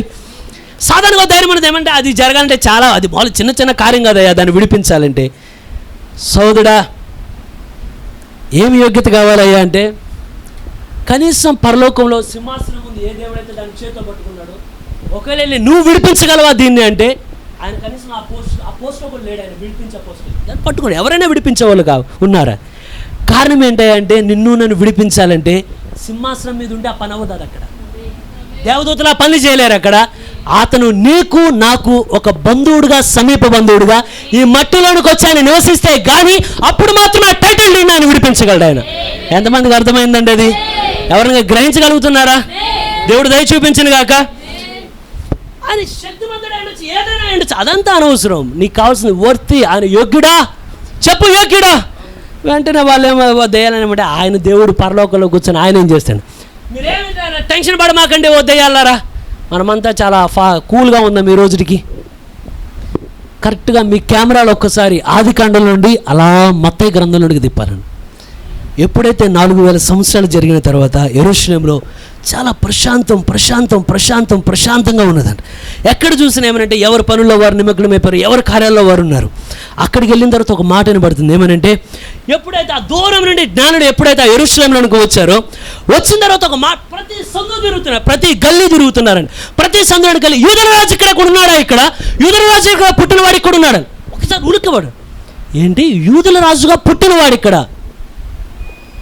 మెస్సియా ఇక్కడే పుట్టాడంటే ఎక్కడో. మెస్సియా ఇక్కడ పుట్టడం ఏంటి బ్రదర్? మీ తప్పు సిద్ధాంతమై ఉండొచ్చు. మెస్సియా ఇక్కడ పుట్టడు. ఆయన అంటే పుట్టడంటే ఈ కాలంలో కాదు. అసలు ఏమో నువ్వు చెప్పే కార్యాలు మాకు అర్థం కానట్లుగా ఉన్నవే. కేవలం యెరూషలేమే కాదు, ఈ మాటను కానీ ఒకసారి పాతాళం కూడా ఉలిక్కిపడిందంటే ఏమనంటే, యూదుల రాజుగా ఉన్నవాడు ఎక్కడున్నాడు, ఆ మెస్సియా ఎక్కడ ఉన్నాడు అంటే, ఆ ఏ దేవుడైతే ఆదికాండంలో చూసినప్పుడు నిస్సాయుడుగా కనబడ్డాడో ఆ దేవుడు రంగంలోనికి దిగాడని అర్థం అండి. అక్కడ సమీప బంధువుడుగా మారుతున్నాడని అర్థం. అక్కడ యోగ్యత, ఆ పట్టడానికి యోగ్యత వరకు ఆయన రంగం సిద్ధం చేశాడని అర్థం. అక్కడ ఆకాశంలో దేవుడు దిగి వచ్చాడని అర్థం. అక్కడ నిత్యత్వం నుండి అడుగులు వేస్తే దేవుడు కిందకి దిగి వచ్చాడు. అక్కడ పాతాళం ఒక్కసారి యూదుల రాజుగా పుట్టిన వాడెక్కడ? అప్పుడు వరకు తోటి దేవతతో చెప్తా, ఆ గ్రంథాన్ని ఎవ్వరు తీయలేరు. దాన్ని అది సేఫ్టీగా అక్కడే ఉంటుంది. ఎందుకంటే ఎంతోమంది మంచివారందరూ నా దగ్గర ఉన్నారు. ఎప్పుడైతే ఈ ప్రదేశం అంతా తిరుగుతూ ఉన్నారో, ఎక్కడ దేవుడు దయ చూపించిన గాక. అయితే మీరు గమనించండి, చాలాసార్లు ఈ సీఎంలు ఎవరన్నా పనులు చేసేటప్పుడు ఒక్కసారి ఊడ్చారనుకోండి, వెంటనే కెమెరాలు ఎలా తీస్తారు? ఏమనంటే, పలానా సీఎం రోడ్డు ఊడ్చాడు, పలానా సీఎం పలానా VMC పని చేశాడని. అది కూడా ఎంతసేపు చేస్తారు? వాళ్ళు కెమెరా తీసేవరకే చేస్తారు. అవగానే ఇచ్చినాడు చూస్తుంటాడు, ఊడ్స్తాడు. ఏంటి ఊడ్చే పట్టుకో, మనం చేసేది. కానీ దేవుడు నటించడానికి రాలా భూమి మీద. నీ బాధ నా బాధ అనుభవించడానికి కిందకు వచ్చాడు ఆయన. పూర్తిగా తన మీద భారం మోసుకోవడానికి వచ్చాడు ఆయన.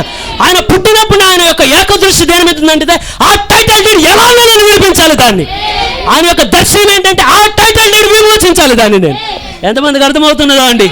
అయితే మీరు గమనించండి, మొట్టమొదటిగా ఏమై ఉండాలి? సమీప బంధువుడై ఉండాలి. ఒకసారి అందరు కలిసి చెప్తారా? ఏమై ఉండాలి ఆయన? ఏమై ఉండాలి ఆయన? ఈ రూతు చాలా చక్కగా ఉందండి, నేను విమర్శిద్దాం అనుకున్నా అంటే ఆగాదు నాయన. రూతు అంటే నాకు ప్రేమగుంది, రూతు అంటే నాకు జాలుగుందంటే కుదరదు. ఇక్కడ నువ్వు సమీప బంధువుడు అవుతావా? అక్కడేమడుగుతున్నారా? ప్రకటన 5లో కూడా అదే అడుగుతున్నారు. ఇక్కడ ఎవరైనా విమర్శించేవారు ఉన్నారా? ఇక్కడ ఎవరైనా ఉన్నారంటే మొట్టమొదటిగా ఏమవ్వాలి?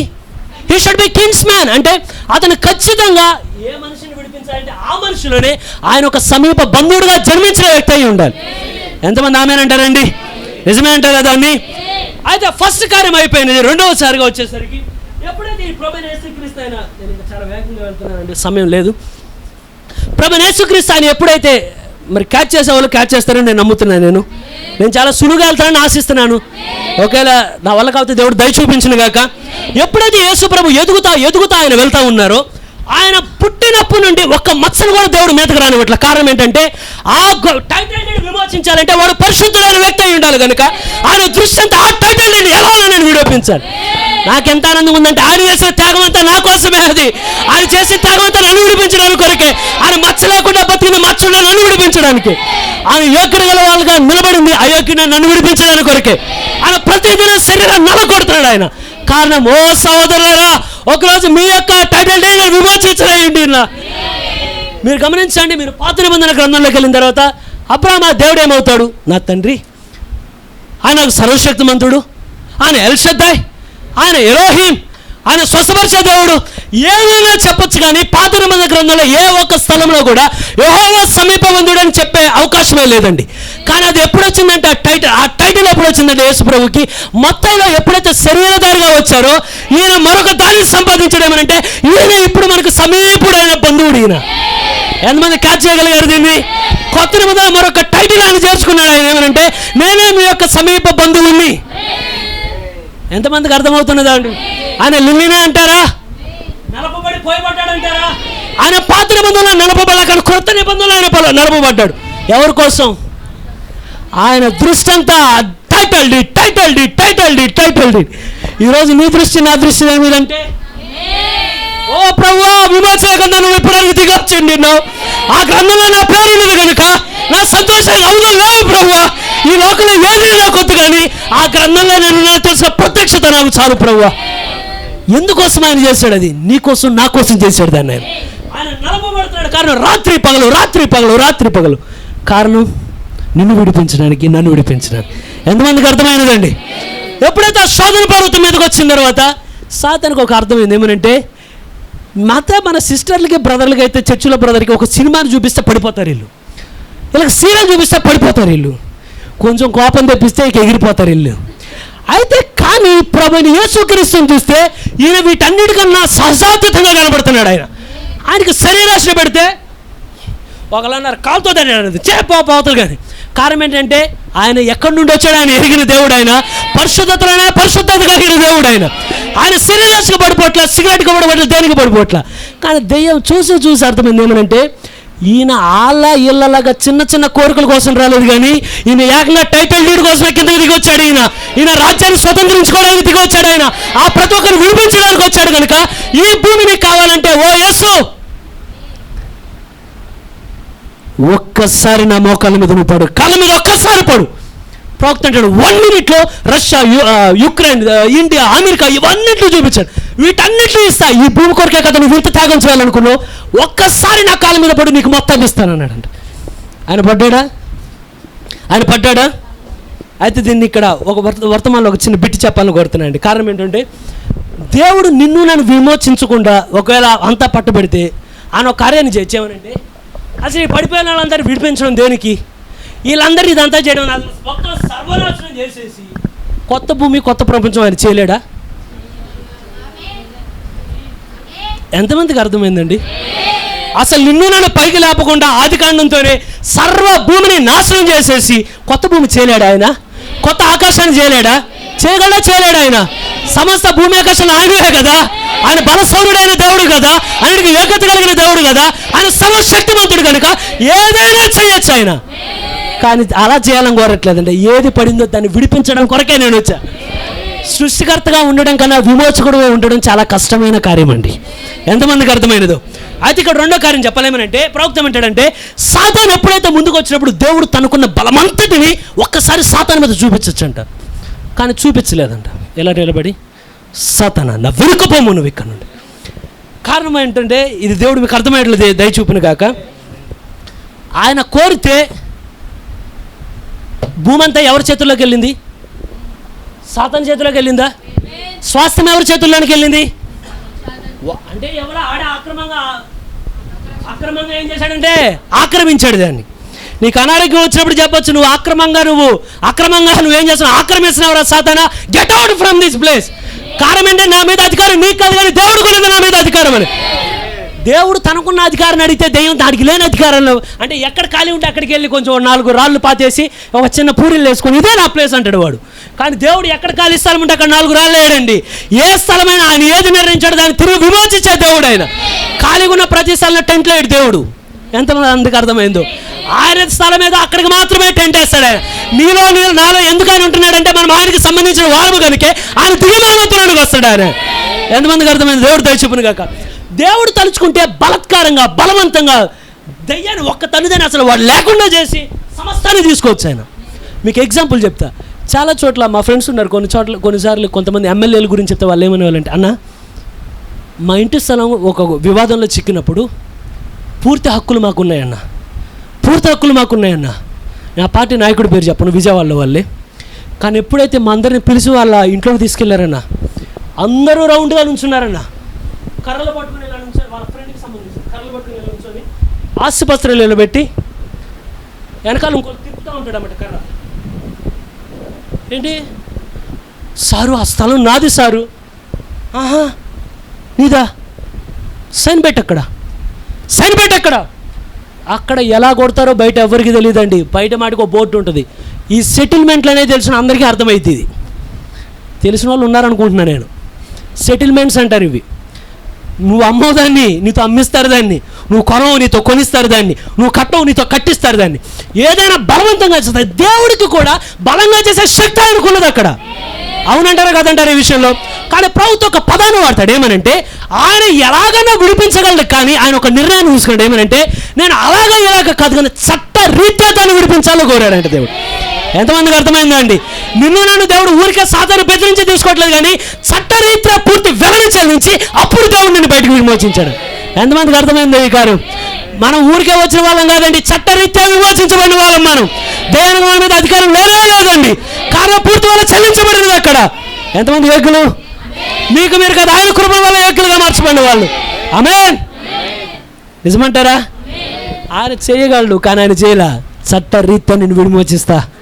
ఓ వధువా, నేను అన్యాయంగా నేను సాతాను చేతులు లాక్కోను, కానీ చట్టరీత్యా మూల్యం చెల్లించి అక్కడ సాతాను గుప్పెట్లో ఉన్న మిమ్మల్ని ఆయన వాళ్ళని విడిపించాడండి. కానీ భూమి మీద పూర్తి హక్కు ఎవరికి ఉన్నది? ఎవరి మీద ఉందంటారు? ఆయన మీద ఉందంటారా? మొట్టమొదటిగా ఆయన ఏమై ఉండాలి? ఏమై ఉండాలి? రెండవదిగా హీ ఈజ్ ఏబుల్. ఆయన వెల చెల్లించాలంటే ఈయన దగ్గర డబ్బులు ఉండాలా? నేను మొత్తం వేల చెల్లిచ్చేస్తాను, ఆ స్థలం అంతా ఎంత అన్నాం అంటే వాళ్ళు చెప్పారు ఏమనంటే 10 కోట్లు ఉంటుందని. ఇచ్చేసండి, ఈరోజు రేపు వచ్చి కట్టేస్తాను, రేపు వచ్చి కడతాం అంటే షూరిటీ ఏంటి? డబ్బులు ఉన్నాయి. ఆ డబ్బులు లేవు అంటే వచ్చే 10 సంవత్సరాలు పనిచేసి అప్పుడు రా అంట. కారణం ఏంటంటే నువ్వు ఇప్పుడు విడిపోజించాలంటే నీ దగ్గర డబ్బులు ఉండాలి కదా, నువ్వు దానికి సమర్థుడైన వ్యక్తిగా ఉండాలి కదా. రూతును విమోచించే బోయజ్ సమర్థత కలిగిన వ్యక్తి అయినా ఆయన.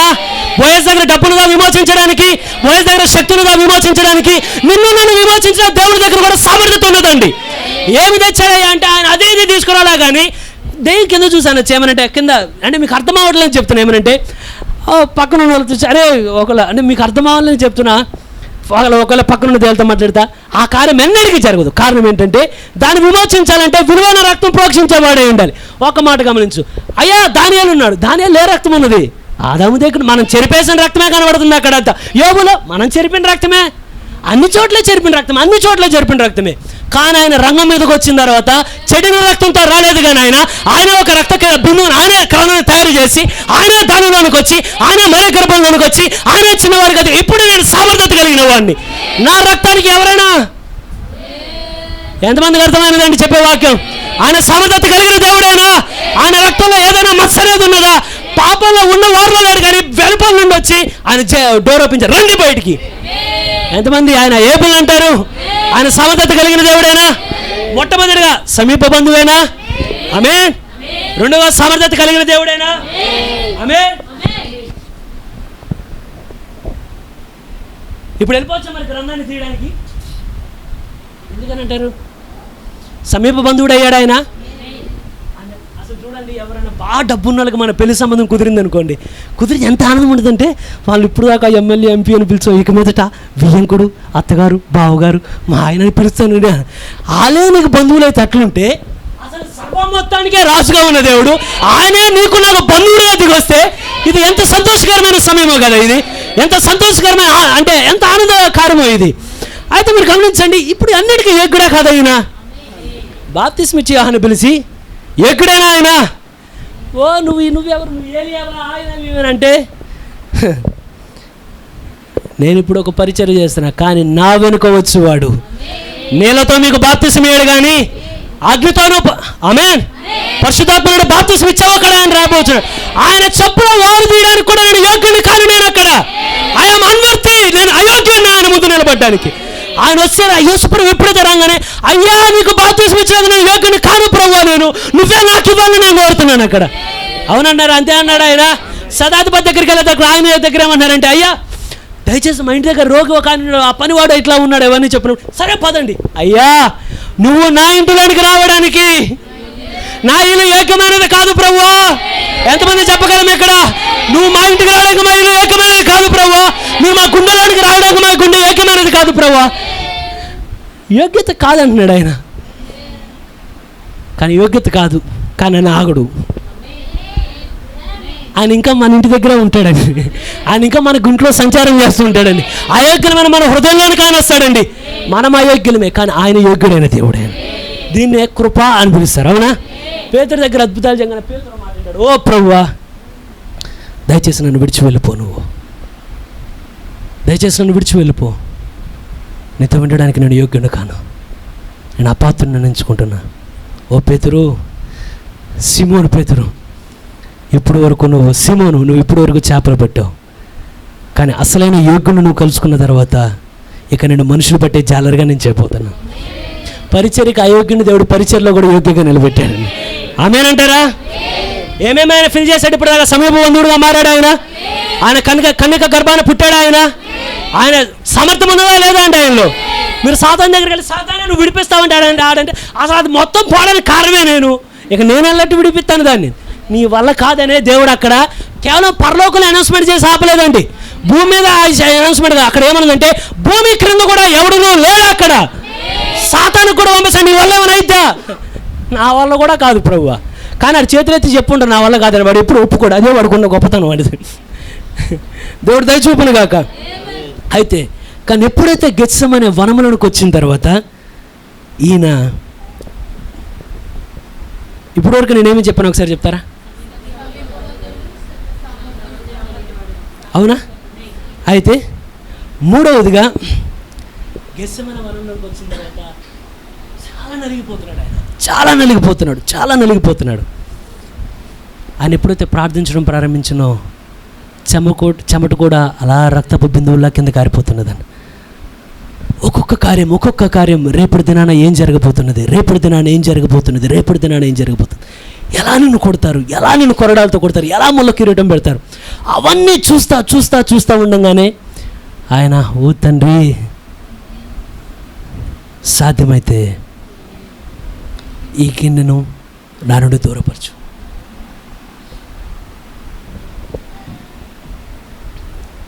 నిజానికి ఆయన పడే వేదనను చూసి ఎక్కడో ఉన్న దావీదును గాని మనం లేపి పైకి తీసుకొచ్చి, దావీదు ఒక్కసారి ఈయన చూడు, ఆయన భరించలేకపోతున్నాడు, నువ్వు దాంట్లో పాలు పంచులు అంటే దాంట్లో పాలు పంచులు అవుతావా నువ్వు?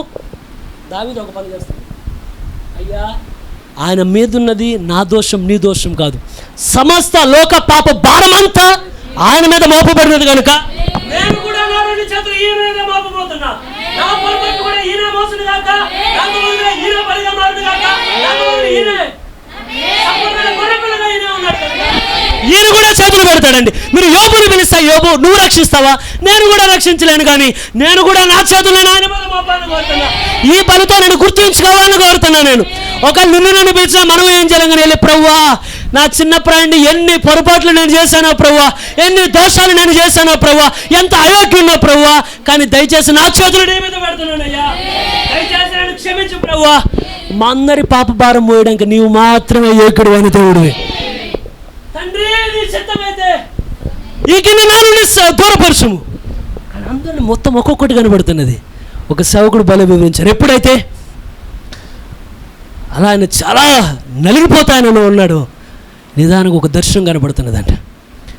ఒక్క క్షణం ఆగానే ఎప్పుడైతే ఇది ఇంతకుముందు ఒకళ్ళు చెప్తాను విన్నా, మంచి కార్యమని మీరు చెప్తున్నా, ఆయన ఎప్పుడైతే నలిగిపోతా ఆ చెమట కూడా రక్త బిందువులు అలా కారిపోతున్నాయి, అలా పట్టుకొని వేదన ప్రవక్త ఏమంటాడంటే దీనికి కొన్ని పదాలు చెప్పడం ఏమంటే హీ స్ట్రగ్లింగ్. ఆయన అక్కడ పోరాడుతున్నాడంటే యాకోబు పోరాడినట్లుగానే అక్కడ అందరూ చూసినప్పుడు యేసుప్రభు సామాన్యంగా కనబడి ఆయన సామాన్యంగా లేడు. అక్కడ ఒక ఆత్మీయమైన యుద్ధం జరుగుతున్నది. అక్కడ నలిగిపోతున్నాడంటే, పోరాడుతున్నాడు, దాంతో పెరుగులాడుతున్నాడంట ఆయన అక్కడ ప్రార్థనలో. దేవుడు మనకు అటువంటి ప్రార్థన దయచేయను గాక, పెరుగులాడేసే ప్రార్థన దేవుడు మనకు దయచేయను గాక. ఈ టెస్ట్ ఆఫ్ సబ్మిషన్ అంటాడు. అంటే ఏమంటే తను తగ్గించుకోవడం ఒక పరీక్ష, అంటే తను అప్పగించుకోవడానికి ఏం చేయమంటావు ఇలా జరుగుతూ ఉండగానే ఎప్పుడైతే తలను అలా ఎత్తంగానే దేవుడు ఒక దర్శనాన్ని చూపిస్తున్నాడు. ఎప్పుడైతే చుట్టూ పరిస్థితి గెత్సెమనే వల్ల నలిగిపోతా చూడంగానే ఒక్కసారిగా చూడంగానే ఆయనే వేల మంది పరిహారం వెనక వేసుకొని తెల్లని గుర్రాల మీద ఆయన తిరిగి రావడం చూడగలుగుతాడు. ఓ ప్రభా, ఒకరోజు నేను దాన్ని పొందుకోబోతున్నాను కనుక దీని నీ చిత్తం. ఇప్పటివరకు ఏమాడు ఆయన, తండ్రి నీ చిత్తమైతే ఈ గిన్నె నా నుండి, కానీ నీ చిత్తమే సిద్ధించును గాక, నేను విడిపిస్తా వారిని, ఆ టైటిల్ డీడ్ కోసం నేను వెళ్తాను అక్కడికి. ఎంతమందికి అర్థమైందండి? నేనే సమీప బంధువుడిగా దేనికి మారానో ఆ పూర్తి దాన్ని నేను నెరవేరుస్తాను అక్కడ. దేని కొరకు విలువైన రక్తాన్ని నాలో నువ్వించావో దాన్ని నెరవేరుస్తాను అక్కడ. He is willing. మూడవదిగా తను అర్పించుకోవడానికి ఇష్టపడేవాడై ఉండాలంట. ఎంతమందికి అర్థమైందండి? సమీప బంధువుడై ఉండవల్ల చెల్లించే సామర్థ్యం కలిగిన వాడై ఉండాలా? డబ్బులు కానీ చెల్లించడానికి కుదరదు. కానీ ఇప్పుడు ఏమన్నాడంటే, నా దగ్గర సామర్థ్యత ఉన్నది, నీ చిత్తమైతే అయితే ప్రభువా నీ ఇష్టమే సిద్ధించును గాక. నేను వెళ్తాను ప్రభువా రంగంలోనికి, నేను వెళ్తాను ముందుగా కలవరమోయడానికి, నేను నలుగుగొట్టబడ్డానికి నేను ఇష్టపడుతున్నా, వారిలో ఉన్న ప్రతి పేరుని నేను విడిపించాలని కోరుతున్నా. ఎంత సంతోషంగా మీకు అర్థమైతే మాటికి గుండెల నిండా సంతోషం అనిపిస్తుందండి. మీరు ఎక్కడికి వెళ్ళిన ఆనందం పొంగి పొరులుతూ ఉంటుంది. నా కోసం నాకు తెలియకుండా ఎన్నో కార్యాలు జరిగిపోయింది, ఎన్నో కార్యాలు ముగించబడిపోయి ఉంటున్నాయి. ఆ రోజు యేసు ప్రభు ప్రార్థించేటప్పుడు ఆ ప్రార్థనలో నా పేరు కూడా ఒకటి ఉన్నదని నమ్ముతున్నాను. మీరు ఎవరు నమ్మే శక్తి మీలో ఉన్నదా? ఆయన మీకోసం వస్తే మీ పేరు కూడా ప్రార్థనలో ఉన్నది. సుదర్శను విడిపించినాక నీ ఇష్టమైతే తండ్రి, నీ చిత్తమైతే ఈ కింద నా నుండి దూరపరచము, నేను దాన్ని భరించలేను ప్రభువా. కానీ నీ ప్రణాళిక చొప్పున ఏదైతే మాట ఇచ్చి విడిపిస్తాను వచ్చానో నీ చిత్తమే. ఎంతమంది చెప్పేవాళ్ళు ఉన్నారు ఇక్కడ? నీ చిత్తమే సిద్ధించబడును గాక ప్రభువా. ఆమేన్. ఎంతమంది ఇష్టపడుతున్నారండి? ఆయన ఎప్పుడైతే అక్కడి నుండి ఆ గెస్సెమనే వాళ్ళని కొంచెం లాక్కుంటూ వెళ్తున్నారో, ఆయన ఈడ్చుకుంటూ వెళ్తున్నారో, మొత్తం దెబ్బలు. ఆ శుక్రవారం రాత్రంతా మీరు అదే గమనిస్తారు. శనివారం ఉదయం ఆ కల్వరలో వెళ్ళే వరకు ఆయన తనలో ఉన్న చివరి నెత్తురు బట్టలు కూడా పోసాడు అన్న. ఎప్పుడైతే ఈయన ఇంకా బతుకున్నాడా చనిపోయి ఉన్నాడా? అబ్బో సమయం అయిపోయినదండి. దేవుడు దయచూపును గాక.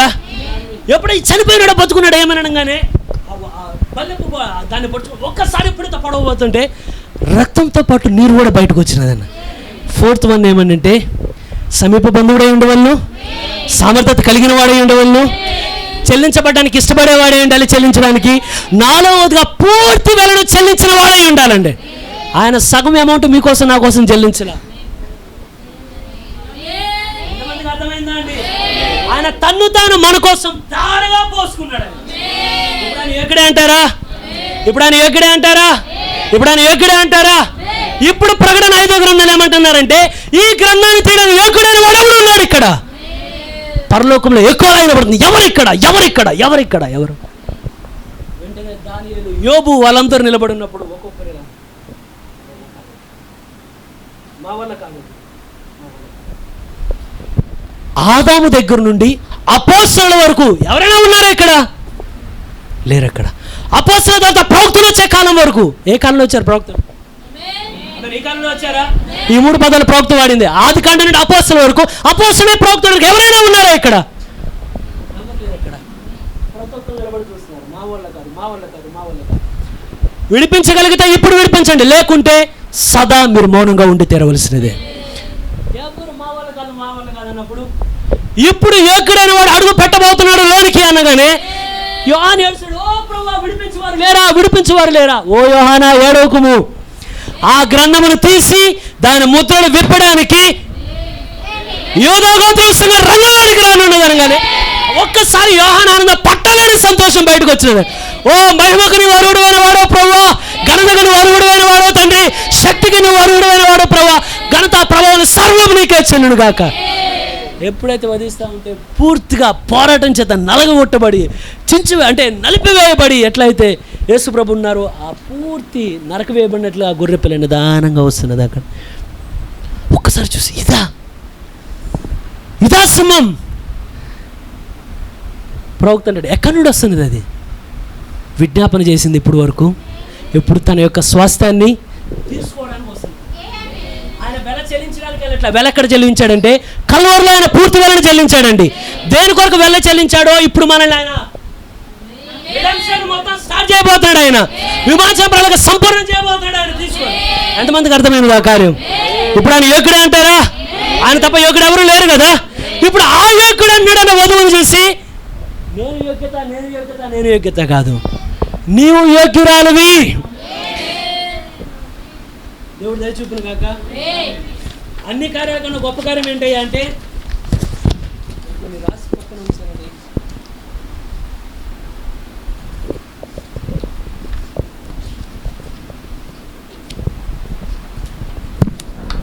ఎవరు గ్రంథము తీయుటకు యోగ్యుడో ఆయనే తన వారిని చూచి మీరు యోగ్యులు అంటాం. వింతగా లేదా? ఎంతమందికి అర్థమైంది ఇప్పుడు నేను చెప్పినది? ఎంతమందికి అర్థమైందండి? నీతిమంతుడైన దేవుడు ఎదుగు వచ్చి నువ్వు యోగ్యుడు అని చెప్పడం మీకు వింతగా లేదా? కారణం ఏంటంటే దేవుని నీతి అను తెల్లని వెలుగులో ఉండి ఒక చిన్న స్వరం వినపడుతుంది, ఓ సహోదరి నా ప్రాణేశ్వరి నువ్వు యోగ్యురాలవు. ఎంతమంది ఇష్టపడుతున్నారు దాన్ని? అయ్యా వీరు నీతిమంతులు, వీరు యోగ్యులు, వీరు అర్హులు, వీరు నాతో కూడా తెల్లని వస్త్రాలు ధరించుకొని సంచరించడానికి వీరు మాత్రమే యోగ్యులు. ఎంతమంది ఇష్టపడుతున్నారు? డీకన్కు ఉండే యోగ్యత వేరు, పాస్టర్కు ఉండే వృత్తి వేరు, ఒక్కొక్కరు ఉండే వృత్తి వేరు. కానీ ప్రభువైన యేసు క్రీస్తుతో పాటు పరిపాలించడానికి కావాల్సిన యోగ్యత అనేది వేరండి. ఈ యోగ్యతకి నీకు సాక్ష్యం సర్టిఫికెట్ ఎవరో ఇవ్వరు, కానీ ఏ దేవుడైతే విడిపించడానికి యోగ్యుడై ఉన్నాడో అదే దేవుడి దిగి వచ్చి నీకు చెప్పాలి, నీ జీవితం ఓ కుమారుడా ఓ కుమార్తె నిన్ను బట్టి నా జీవితం ఆనందిస్తున్నది, నిన్ను బట్టి నేను సంతోషిస్తున్నా అని నీ సర్టిఫికెట్ దేవుడు ఇవ్వాలి నీ చేతిలో.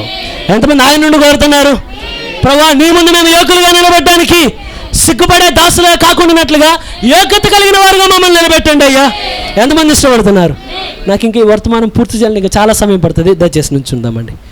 ఇక్కడతో ముగిస్తున్నాను దీన్ని. మహిమా మహిమా మహోన్నత మారని ప్రియునికే కల్వరి శుభపీఠము పారిపో ప్రభు రక్తము కల్వరి శుభపీఠము కారిపో ప్రభు రక్తము జీవించు పరిశుద్ధ జీవా బలిగాను సమర్పించు సున్నామయ్యా జీవించు పరిశుద్ధ జీవా బలిగాను సమర్పించు సున్నామయ్యా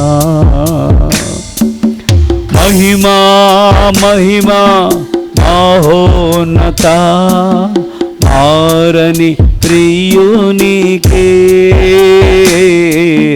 మహిమా మహిమా మహోన్నత మారని ప్రియునికే సువాసన ధూపమై స్తుతులను చెల్లింతుము సువాసన ధూపమై స్తుతులను చెల్లింతుము ఎల్ల వేళలయందు ప్రార్థనలందును ఆత్మతో ప్రార్థింతుము ఎల్ల వేళలయందు ప్రార్థనలందును ఆత్మతో ప్రార్థింతుము మహిమా మహిమా మహోన్నత మారని ప్రియునికే మహిమా మహిమా మహోన్నత మారని ప్రియునికే దైవిక గుడారము నా దేవుని సన్నిధానము వేదకి వచ్చితిమే తీరని మధురమదే తీరని మధురమదే తీరని మధురమదే. మహాగణుడు అయిన తండ్రి, సమస్తమునకు యోగ్యుడు అయినవాడు నీవే గాని ప్రభువా, నీవు తప్ప యోగ్యత కలిగిన వారు ఎవ్వరూ లేరు తండ్రి. ఇక్కడ నిలబడిన మేమందరము మా చేతులెత్తి ఉండినామయ్యా. మాలో యోగ్యత అనేది ఏదీ లేదు కానీ ప్రభువా, ఒక మంచి క్రైస్తవుడుగా ఉండడానికి తండ్రి నువ్వెన్నడూ మా యోగ్యత అడగలేదు కానీ ప్రభువా, మేము పాపంలో ఉండినప్పటికీ తండ్రి, మేము దోషంలో ఉండినప్పటికీ ప్రభువా, మేము అన్ని విగ్రహారాధనలో ఉండినప్పటికీ మా యోగ్యత చూసి నువ్వు మమ్మల్ని ఎన్నుకొనలేదు కానీ ప్రభువా, నీ కృపను బట్టి మీరు ఎన్నుకొని ఉండినారయ్యా. మేము నీ వర్తమానంలోనికి రావడానికి ప్రభువా అది మా యోగ్యత కాదు కానీ ప్రభువా కేవలం నీ కృపే అయ్యా మధ్యలోనికి రంగం మీదకి వచ్చినది కనుకే అయోగ్యమైన మమ్మల్ని నీ వాక్యంలోనికి నడిపించి తండ్రి నీ యొక్క సన్నిధిలో మమ్మల్ని నిలబెట్టి ప్రభువా మేము పరిపూర్ణులుగా మారడానికి ప్రభువా మేము నీ వర్తమాన యోగ్యత కలిగిన వారుగా మేము ఉండడానికి ప్రభువా మీరు మమ్మల్ని నిలబెట్టిన విధానం బట్టి నీకు వందనాలు తండ్రి. అయ్యా పడిపోయిన మానవ జాతిని విడిపించడానికి నువ్వు నీ యొక్క బలమును బలత్కారంతో నువ్వు చేయలేదు కానీ ప్రభువా మేము ఇక్కడ నేను ఊరికే మేము నిలబడలేము కానీ తండ్రి నువ్వు మన చట్ట రీత్యా నువ్వు మమ్మల్ని విడిపించి ఉంటున్నావయ్యా. మా కొరకు పూర్తి వెలని నువ్వు చెల్లించి ఉంటున్నావు కనుక ఓ ప్రభువా మేము నిజంగా విడిపించిన వారు ప్రభువా ఏ విధంగా మేము ఉండవలసి ఉంటున్నామో ప్రభువా ఆ విధంగా జీవించే శక్తిని మాకు దయచేయండి అయ్యా. అయ్యా యోగ్యత కలిగిన వారుగా మేము ఉండడానికి ప్రభువా అయ్యా మరి యోగ్యత ఎన్ని విషయములు అవసరమై ఉంటున్నదో ప్రభువా యోగ్యత లేని స్థితిలో మీరు మనం పిలిచినారు కానీ ప్రభువా ఈ దినాన్ని మేము యోగ్యత లేని వారుగా ఉండాలని నువ్వు కోరట్లేదు కానీ నీ వాక్యం ద్వారా మాకు సమస్తము నేర్పుచూ ఉండి ఉన్నావయ్యా. ఒక యోగ్యత కలిగిన క్రైస్తవుడుగా ఉండడానికి ప్రభువా ఒక యోగ్యత కలిగిన తండ్రిగా ఉండడానికి తండ్రి ఒక యోగ్యత కలిగిన తల్లిగా ఉండడానికి ప్రభువా ఒక యోగ్యత కలిగిన సేవకుడిగా ఉండడానికి తండ్రి ఆఖరికి ప్రభురాత్రి విందులో చేతులు పెట్టేటప్పుడు కూడా మేము యోగ్యత కలిగిన వారుగా చేతులు పెట్టడానికి మీరు ప్రతిదీ నీ వాక్యం ద్వారా మాకు నేర్పుచూ ఉండి ఉండగా మేము అయోగ్యమే కానీ ప్రభువా నీ వాక్యం యోగ్యమై ఉంటున్నదయ్యా. మమ్మల్ని విడిపించావు నువ్వు మాత్రమే ఎక్కడైన దేవుడివి మమ్మల్ని విడిపించావు నువ్వు మాత్రమే ప్రభువా ఆ సామర్థ్యత కలిగిన దేవుడు అయ్యా. దేవదూతలు మమ్మల్ని విడిపించలేరు కానీ ప్రభువా వారు మాకు బంధువులు కాలేరు కానీ తండ్రి అయ్యా సమస్తమును విడిచిపెట్టి నువ్వు వచ్చి ఉంటున్నావయ్యా. సమస్తమును నువ్వు త్రోసివేసి ఉంటున్నావయ్యా. అయ్యా కేవలం మా కొరకు తండ్రి కేవలం అల్పులమైన మా కొరకు నువ్వు ప్రభువా అయ్యా చిన్న పిల్లవానిగా నువ్వు మారి తండ్రి మాకు సమీప బంధువుగా నువ్వు మారి ఉంటున్నావయ్యా. ఇక మా యోగ్యతను మేమేమి చెప్పగలము ప్రభువా మా యోగ్యతను మేమేమి చెప్పలేమయ్యా. మేము నీ దగ్గరికి రాలేదు కానీ తండ్రి మీరే మా ఎత్తుగా వచ్చి ఉంటున్నారయ్యా.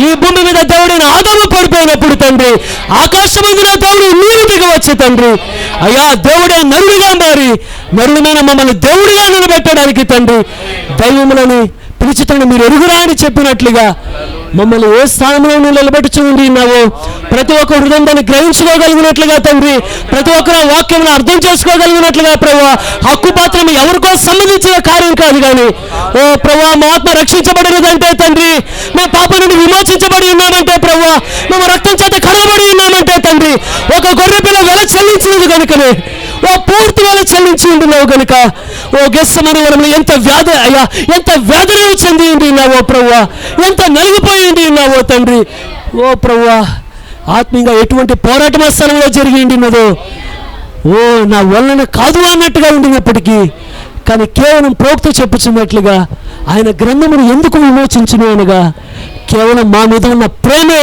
ఆ కార్యాన్ని ఆయనతో ఆ కార్యాన్ని జరిగించను చెప్పుచుండగా ఓ ప్రభువా మీకు మా మీద ఉన్న ప్రేమను బట్టి మీకు వందనాలయ్యా. మీకు మా మీద ఉన్న ఆసక్తిని బట్టి వందనాలయ్యా.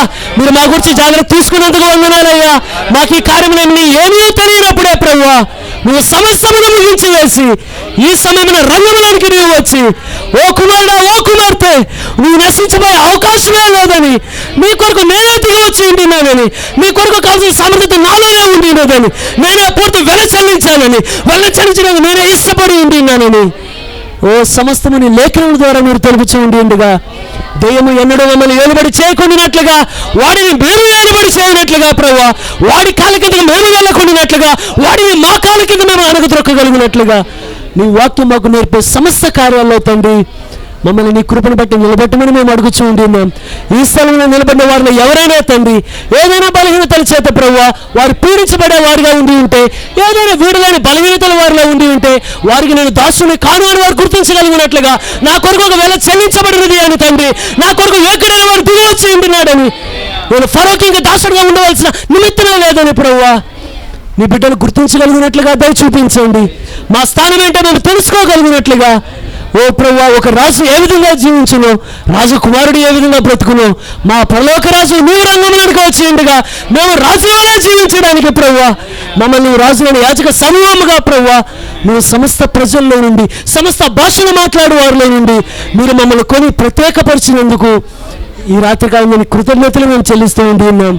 దయచేసి చెప్పబడిన వాక్యములో ప్రభువా మరి తండ్రి నీ బిడ్డలకు అర్థమయ్యేట్లుగా ఒక మానవుడు వివరించేదానికన్నా అంతరంగ బోధకు నువ్వు ఎక్కువ వివరించగలిగిన దేవుడు కనుక నీ రంగంలోనికి రామని అడుగుచూ ఉంటున్నామయ్యా. ఈ వాక్యం మరింత శ్రేష్టంగా వారికి అర్థమవ్వడానికి తండ్రి మరింత లోతుగా వారికి గ్రహించడానికి ప్రభువా ఎక్కడ మేము ఉండినప్పటికీ మేము ఊరికే ఉన్న ప్రజలము కాదు, కానీ మా వెనుక ఒక పూర్తి వెల అనేది ఉన్నదని, మాకు ఏమైనా జరిగితే పూర్తి పరలోకం మా వెనుక రంగంలోనికి దిగి వచ్చిందని తండ్రి మేము గుర్తించి జీవించగలిగినట్లుగా దయ చూపించండి. మరి ఇప్పుడు వరకు చెప్పబడిన వాక్యమును తండ్రి మీ బిడ్డల హృదయాలు ముద్రించమని అడుగుచుండి ఉన్నాం. మరి దయచేసి తిరిగి వెళ్ళుచుండగా తండ్రి మరలా మేమందరం సమాజంగా చేరి ప్రార్థించే వరకు మీ కృపాక్షమను మాకు ఎల్లవేళలా తోడుగా ఉంచండి అయ్యా. ఎంతమంది మా మధ్యలో బలహీనులుగా ఉండి ఉన్నారో శరీరంలో బలాన్ని దయచేయమని అడుగుచున్నాం. సాతాను ఆక్రమించడానికి ప్రయత్నించుడు కానీ నీవైతే ప్రభు ఆక్రమించే దేవుడు కాదు, కానీ పూర్తి వేళ చెల్లించి తీసుకునే దేవుడు కనుక నువ్వు చెల్లించావు కనుక మేము అడుగుతూ ఉండి ఉన్నాం. స్వస్థపరచాలని నువ్వు యోగ్యుడైన దేవుడు కనుక దయచేసి ఆరోగ్యాన్ని దయచేయమని అడుగుచున్నాం. శరీరంలో ప్రతి బలహీనత ప్రభు ఈ క్షణంలో విడిచిపోవునట్లుగా తండ్రి దయచేసి మీ కార్యం మీరు జరిగించమని అడుగుచున్నాం. అది ఎటువంటి బలహీనత అయినా ప్రభు, దయ్యానికి అధికారం లేదు కానీ ప్రభు, సమస్తానికి నీవు మాత్రమే యోగ్యుడు అనే దేవుడు కనుక మీ కార్యాన్ని మీరు జరిగించమని అడుగుచుంటున్నాం. దయచేసి మరలా మేమందరం సమాజంగా చేరి ప్రార్థించే వరకు జరిగే ఆరాధనలన్నింటిలో మీరు తోడుగా ఉండి నడిపించమని ఈ ప్రార్థన ప్రభు యేసుక్రీస్తు నామమున అడిగి వేడుకున్నాం తండ్రి. ప్రేమ స్వరూపి అయిన దేవుణ్ణి తిరిగి మనము మరలా ఆయన్ను ప్రేమించే విధంగా దేవుడు మనందరినీ దీవించునుగాక. ఆయన పట్ల మన ప్రేమ అధికమగునుగాక. నాలుగింతలుగా మన ప్రేమ హెచ్చించబడునుగాక. God bless you. God bless you. God bless you.